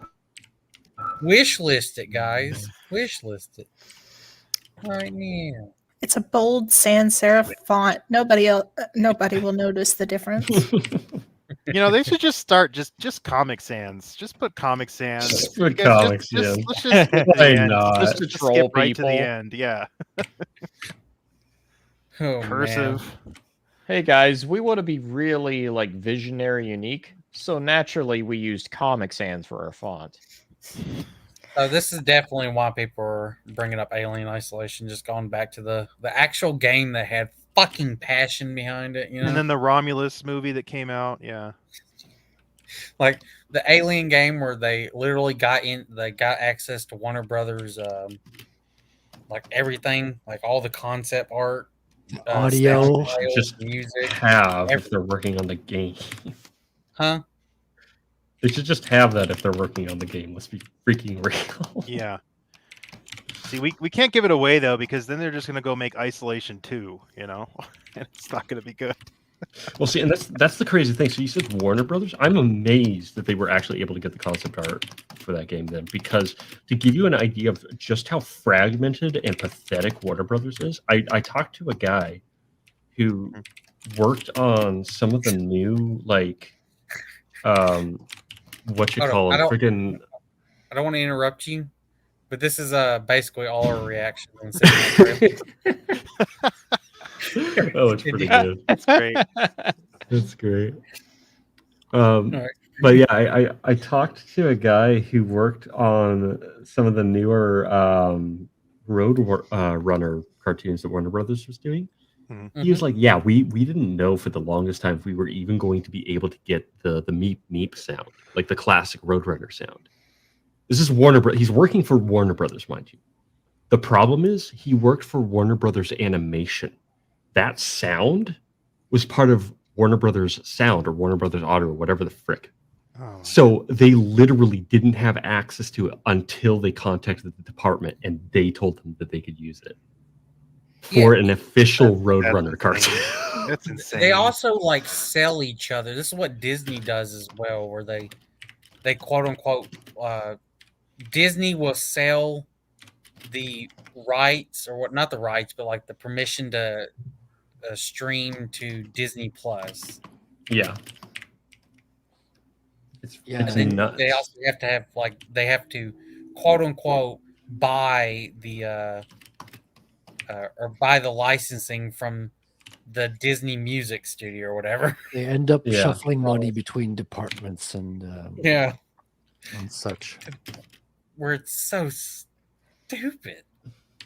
Well, that's It why is, everything costs $1 million and doesn't look like it's like, really? This costs $50 million? It's like, yeah, when you add up all the arbitrary like pie cutting. Oh, but Disney's even worse because Disney, where they last minute changes, where they'll just say fuck it, you finished all the work on the CGI we need. Now we want to change something, so Yeah. redo it all. Yeah, a lot of Yeah. a lot of effects studios have just been like, nope, we're not working with Disney anymore. This is Yeah, because they want you to work. They do that plus more hours plus less pay. yeah. I mean, the All pay around, is like it's just a net negative. yeah, like the pay, like they've explained, they're like, yeah, the pay is okay if you're willing to work 100-hour weeks for 6 months straight. It's like, it's okay. It's like, who wants to do that? So tell us about this character, by the way, in a minute, Moon. Which character? The kitten. Oh, it's Totally not Umbrella Cat. no, it's an in-universe cartoon show. It's my cousin. Yeah. I couldn't put a Sergeant Frog poster on the wall, so it's like, well, I'll just make the next best thing. So Umbrella Cat, I don't know if Otter, you know, he's quite a special child, you know. He's not the brightest, you know. I do my best, okay? When have you told him that he's been adopted, you know? Well, we. I love how thought- you're answering this question, by the way. Well, as if to say, well, it started back with Well, Yay I when mean, he was I was Otter, gonna say I hate to we tell thought- you this, but you're not a cat, you know. We thought he would figure it out eventually, but he hasn't done it yet. What are you talking about? I am a water cat, all right? All What, can am think I not is, part of the family? Am I not one of you? All I can think of is the scene from the. Have you ever watched The Jerk? Oh, yeah. That's exactly what came through my mind. You mean I'm Otter's gonna trying to stay in watch- this color? Fine. So- Well, I'm leaving. I'm taking this. Otter, you need to watch The Jerk. It's. I think I've watched it. It's good it's one. just been a Did you few finally years. watch it? Or maybe I'm thinking of a different movie. Is it about a bully? Is that right? No, no. Okay, I'm It's thinking of a Steve different movie Martin. then. He is a white dude who was Oh raised by a black family. no! Yeah, Who that's goes on? like He's retarded, and I mean like retarded. he thinks he's Gosh, I love black, that right? movie. Yeah. Well, he finds out that he needs to search for his people because he finds out the way he finds out is he never could find his rhythm to music because he's listening to like soul music, and he finally hears on the radio like white opera music or some shit, and then he finds his rhythm, so he's got to go find that. Yeah. Oh my god. I'm pretty So sure good. that Oh, boy. the I'm leaving scene was ad lib too. I can believe that. Yeah. Ugh. Like somebody made a joke that this is like this is what it's like clearing your inventory in Fallout. All for I this, need is And I this still lamp need that. Yeah, exactly. And this, and this remote. thermos. All I need. Why? Yeah, I love it. How much of like a pain in the ass is it to code in like inventory, like keeping track of your inventory and stuff? Oh, Like a geez. UI? No. Like the You mean like game memory, programming? and also bless you, Umbrella Cat who's sneezing to death. Bless you. No, I'm not. It's not sneezing. It sounded like it. Laughing. What's going on? Oh, I it's know. not. Hold up. I'm gonna pull it up. That's Uh-oh. quiet. I'm perfecting. Wow, that turned out really good. Yeah. I feel so Wait, she's special. drawing you as Donovan. I feel like it needs to be even more extreme. It's a little. It's derpy, but it needs even more. Why do I look like that one hyena from The Lion King? Just that Gosh, vacant look in my eye. Here, quickly, And we need to behold, send her the upon a the pale Costco horse. reference. This is your brain on Dragon Age 2. This is potato water. Head empty. God, it's gonna be so funny. As a matter of fact, Otter, you can stream it now while you're playing Dragon Age 2. Oh God. That's gonna be one of our Friday streams. Are you There doing we that? go. Are you really streaming Dragon Age 2? I may do it actually. I may restart from the beginning just so you all can Oh. share in the torture with me. Okay, this will be funny because I haven't seen it yet, so it'll be a surprise. It's bad. bad. No spoilers. Very bad. Cool. I'll be funny then. Sounds like a fun time. Yeah. And then you can buy Dragon Age 4 Otter and stream that as well, you know? Don't you want to see BioWare's masterpiece? No. Just like I haven't heard from Otter in a few days. It's Dude, just the like, coke Like from bringing that- away my woes. yeah. The amount of cope came from like the reveal trailer and then like the gameplay as well of Dragon Age. It was Dreadwolf, and then they changed the name to what was it? Veilguard. But the amount of people are like, "No, guys, it's still going to be great," and I'm like, Jeez, yeah, could you sure. get more generic? I don't know about that one, Chief. Veilguard. Remember, this game was supposed to come out in like 2020. The game's been in development since 2017. It's like movie reshoots almost. You know? Oh yeah. Oh my gosh, I can't. Oh my gosh, so much went wrong for that game. I just remembered. Like everyone left that game after the Anthem debacle. Oh, Oh, Anthem. That Wow. studio That makes sense. fell apart. We know this game. We know Dragon Age 4 has been restarted at least 3 times, Oh my possibly 4. god. Because early this year they were still running with the original name, and then now it's switched to a different name. Which why? Yeah, it was You have to Red Wolf refile. before. Yeah, because you have to refile copyright and shit and everything on that, because it's a complete name change and everything. But no, guys, there's It's nothing gonna be to worry wonderful. I still love Sybil's meme Tenkage on that. What's that? Uh, while Larian was cooking, Bioware was microwaving. That is a good way to pretty put it. I mean, like, say what you will about Baldur's Gate 3, but that was basically Larian doing a better job at imitating old school BioWare than BioWare themselves are doing. Dude, the thing is, people like this is what we got to understand. People who now got to actually see a actual CRPG, you know, Mhm. and how it works, and you have all these different choices and all the other stuff and what you can do. And then you're gonna go from that to Dragon Age BioWare. Like, no They're gonna say, choices. "No, thanks." Yeah, hollow shell of itself, BioWare. Oh boy. Oh no. Yeah, your choices Anyway. are gonna be yes, maybe yes, kind of. Sarcastic, yes. Yes. Yeah. They'll just go back and play Planescape Torment or something. Oh my god. I actually need to complete that game. It's a That's fun one game I wouldn't mind reviewing. You should.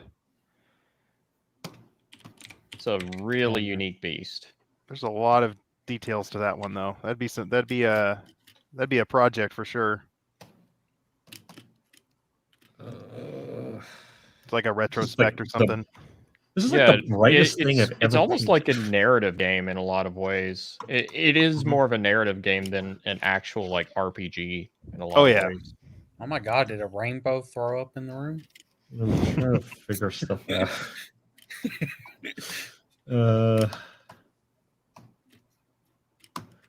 Well, you got to have all the. It's got to be light blue on the dressing and stuff. The dresser, I'm not sure what magic I'm going to book. do with the dresser yet. bookcase, and stuff. Maybe. I don't know. I'll figure it out, I'm sure. This has stretched my creative capabilities. It's like, what in the world do you put in a room for a young child? A jar. I mean, I know it's just a jar, but it looks really great. You just It had a little Photoshop peanut the There's- Berserker clip. Yeah, scene. there's kind of like a little bit of liveliness to even the inanimate stuff like the jar. Mhm. It's got it feels like it's got a little bit of roundedness to it, like it's about Yeah. to start dancing, and Yeah. Same with the lamp. I was noticing the lamp at the corner. Oh yeah. It has a nice twist to it. Which gives it a beautiful design, but it also looks kind of alive. It's Like the jar's gonna grow arms and legs and start walking around or something. Yeah. It's really cool. Well, I don't know if that's gonna happen. Yeah, no Fantasia here. it's like Chekhov's gun animated moon. It's like if there's a jar there, it has to dance. Yeah. Yeah. Everything has to mean everything. I'm a writer. I know what I'm talking about. I read a book Right once. things. I've read a book. This is why this movie sucks.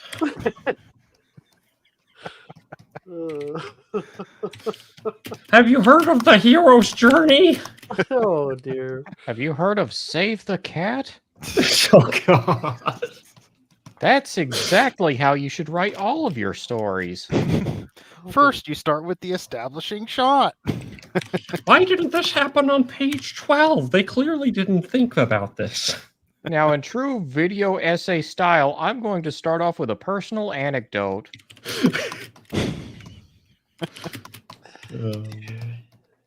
You guys have seen some shit. Yeah, you can say that. I've watched enough YouTube video essay channels to notice a lot of the fucking tropes. Oh yeah.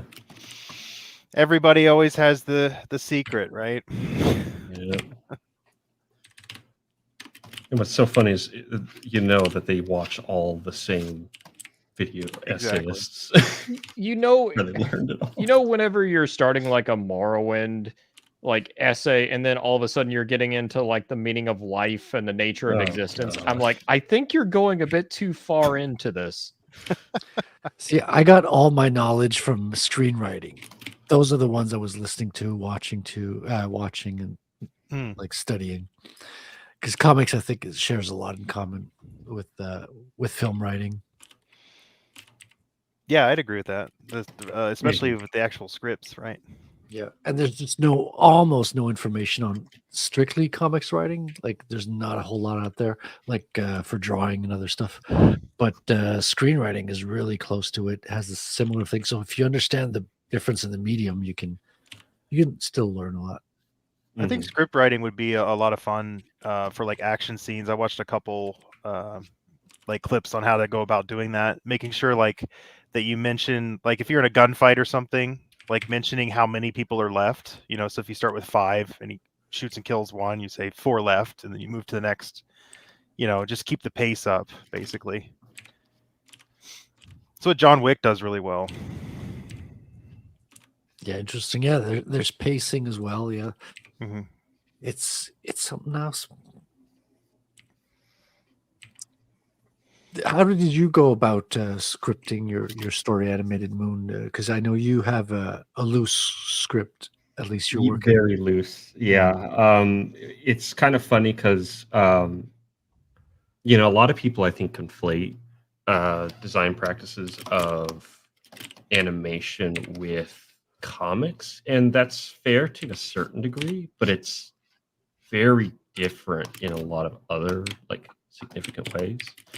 And so what I really went about was it's a very minimalist like dialogue kind of story. So my goal with the script, I basically just write bullet points. I roughly outline per page every panel, and then I kind of thumbnail things out and see how it feels. So, But as far as this, sorry. I was gonna say, as far as the scripting goes, it's really just like rough notes more than anything. Okay, I was just gonna ask did you thumbnail the whole story before doing it, or do you thumbnail when you get close to drawing each page? I thumbnail per chapter because, and then the reason that I do that is because I know I'm going to be a better thumbnail artist in 6 months than I am currently, just by the rote like nature of going through the process of every page. Naturally, Even though I'm yeah. not strictly thumbnailing it. I don't want to have to deal with my mistakes from 3 years ago when I get to the inking phase or the color phase. So I take it a batch of like 10 to 12 pages every time. I'll thumbnail it out. So I don't currently have any new thumbnails done yet. I'm going to start those in October. Cool.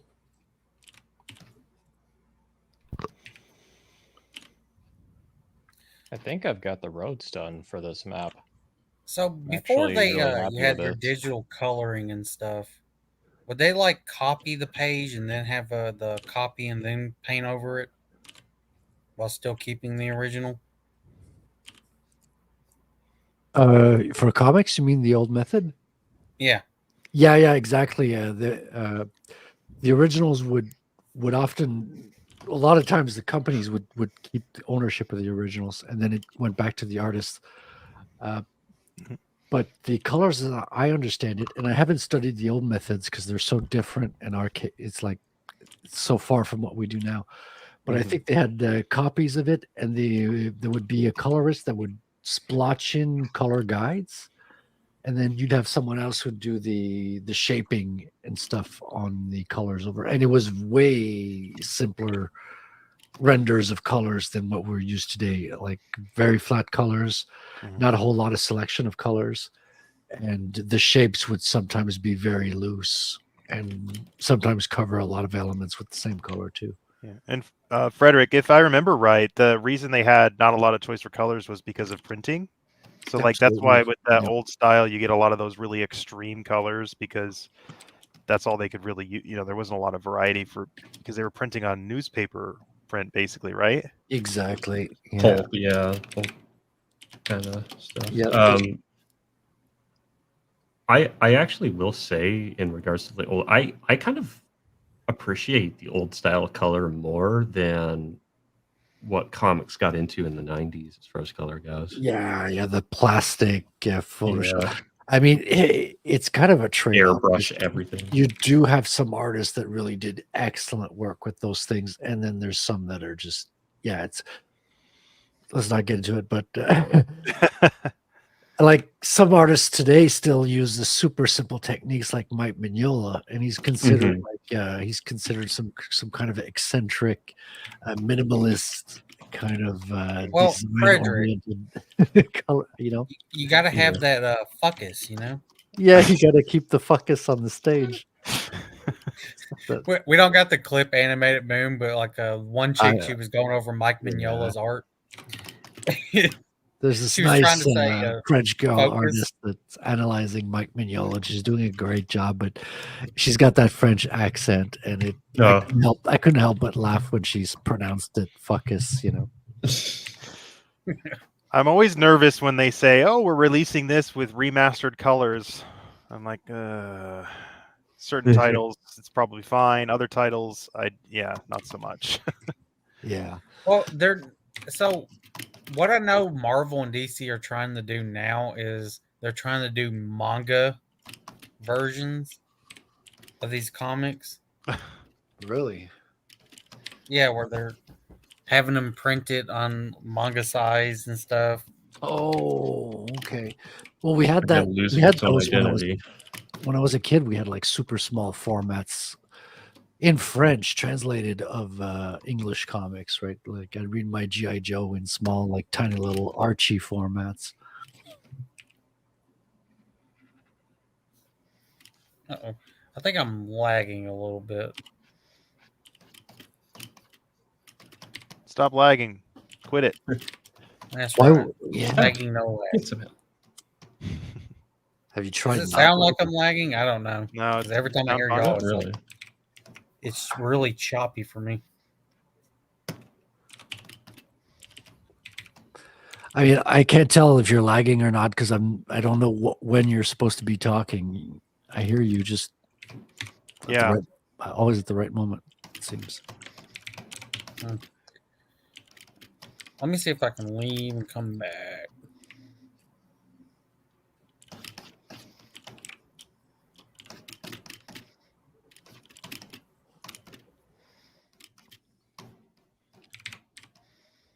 Yeah, my favorite part of Krita is the flats, just to be able to have it automatically do a lot of the filling in. So does it work like kind of a selection tool kind of thing, or is it more automated than even that? So basically, I just do splotches of colors in where the shapes of the line fits. Oh yeah. And if the color needs to overlap multiple lines, I'll put a streak of colors over multiple lines. Like if there's hatching and stuff, I'll just make sure I color over the hatches just to give it. And then you launch the button. It takes like 2-3 minutes of working on a comic book page size file, so it takes a while. But when it gets done, it's got very few errors that need fixing. And it's really smart about filling in areas, so you have dude, when you're doing like contours of trees where you drew all the leaves, Mhm. going in and selecting that is the worst thing in the world. But having a tool that'll just knows it has to go right up to halfway under the ink and all that, it's Mhm. such a time saver. And flats were like the thing I was most dreading in the process, to be honest. Yeah. So I think that CSP does have something like that. I just have never looked into it.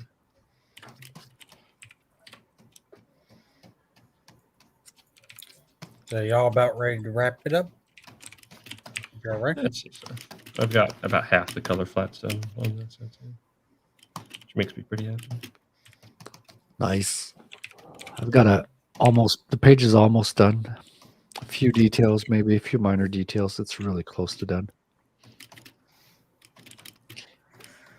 Yeah, I think I've gotten to where I'll start coloring this.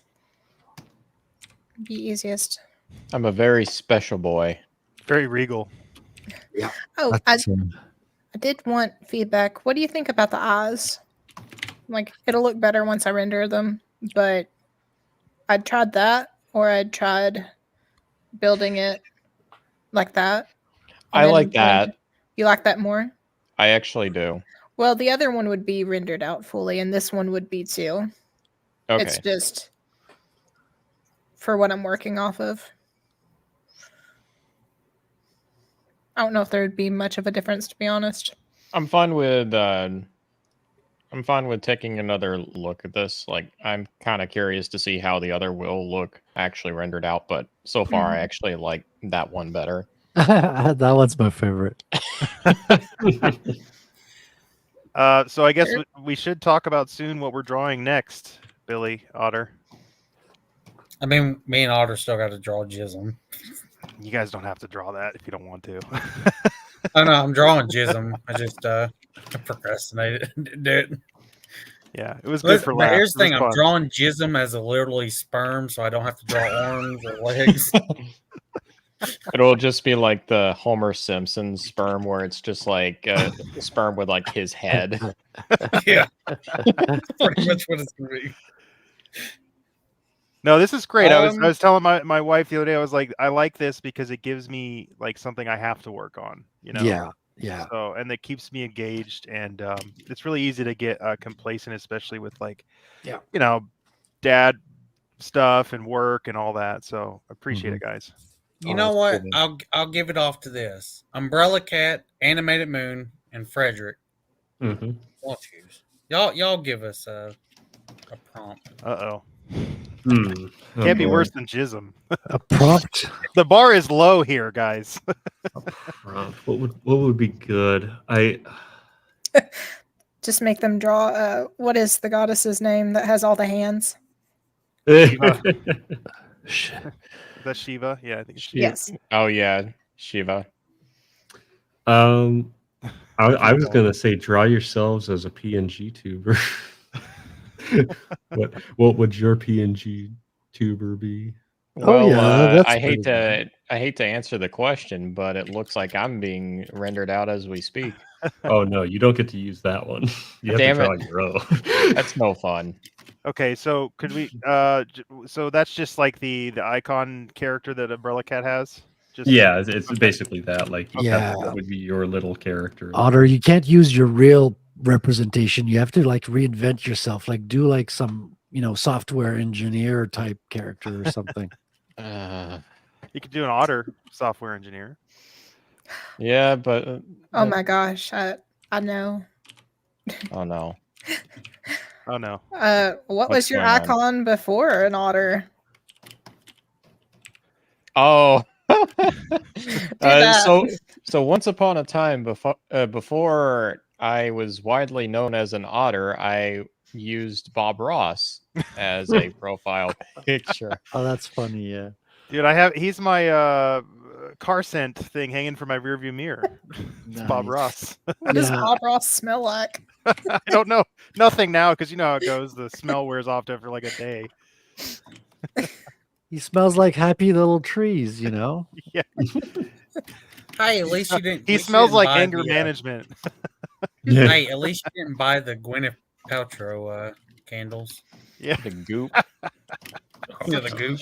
the terrible name too. Jeez. It's like I like to think that was just like a master troll, you know. But anyway. All right. What Probably is not. Tinkage? Okay, so Otters is going to be Bob Ross. Right. I'll probably do something tokusatsu related or something. Sentai mechs or something.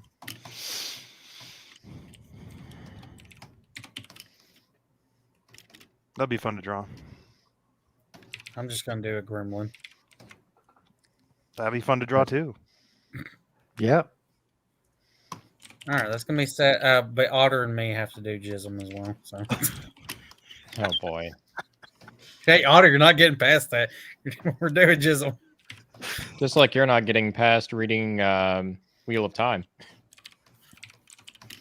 Listen, I got the book. I did Yeah, buy now it. you just got to read it. Just read Eye of the World and think of it like every character is a gremlin.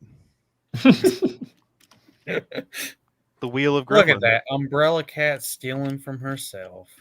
I'm just stealing the colors. Consistency. Yes. I'll also draw Otter as a stripper. Yeah, we'll do that as well. It's What kind true. of It's true perversion is calling in this? life. It's not being an author. It's a stripper. Well, it's not a with that robe there. It's not really a hard job. What do you think he wears under the robe? Now that's the real tease. Are you saying he's a streaker?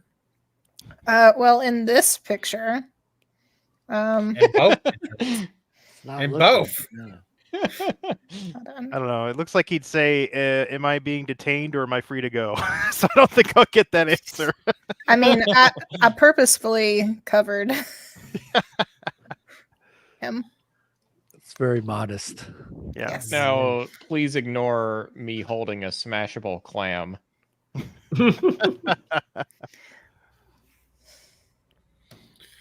But alrighty. If you're up for it, we can go ahead and wrap it up unless you want to go a little bit longer. I'm up for anything. It's up to everybody else. Yeah, I'm just I'm following the flow here, as us water weasels are wont to do.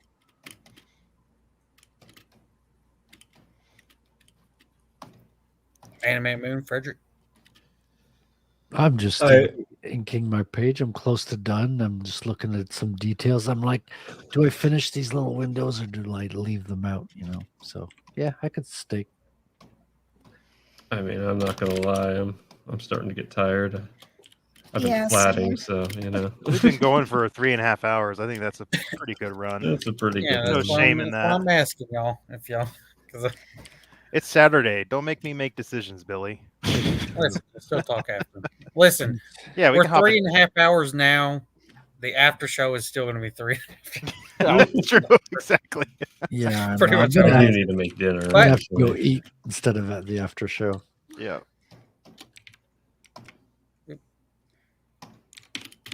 But alrighty. All right. Not that.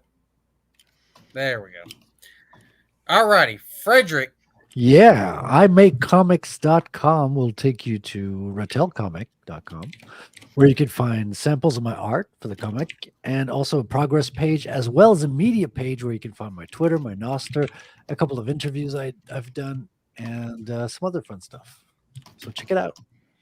Noise. Oh, I also do art streams on Tuesdays, every Tuesday with my co-host Billy Bob Sack, and Lord Otter comes in once in a while.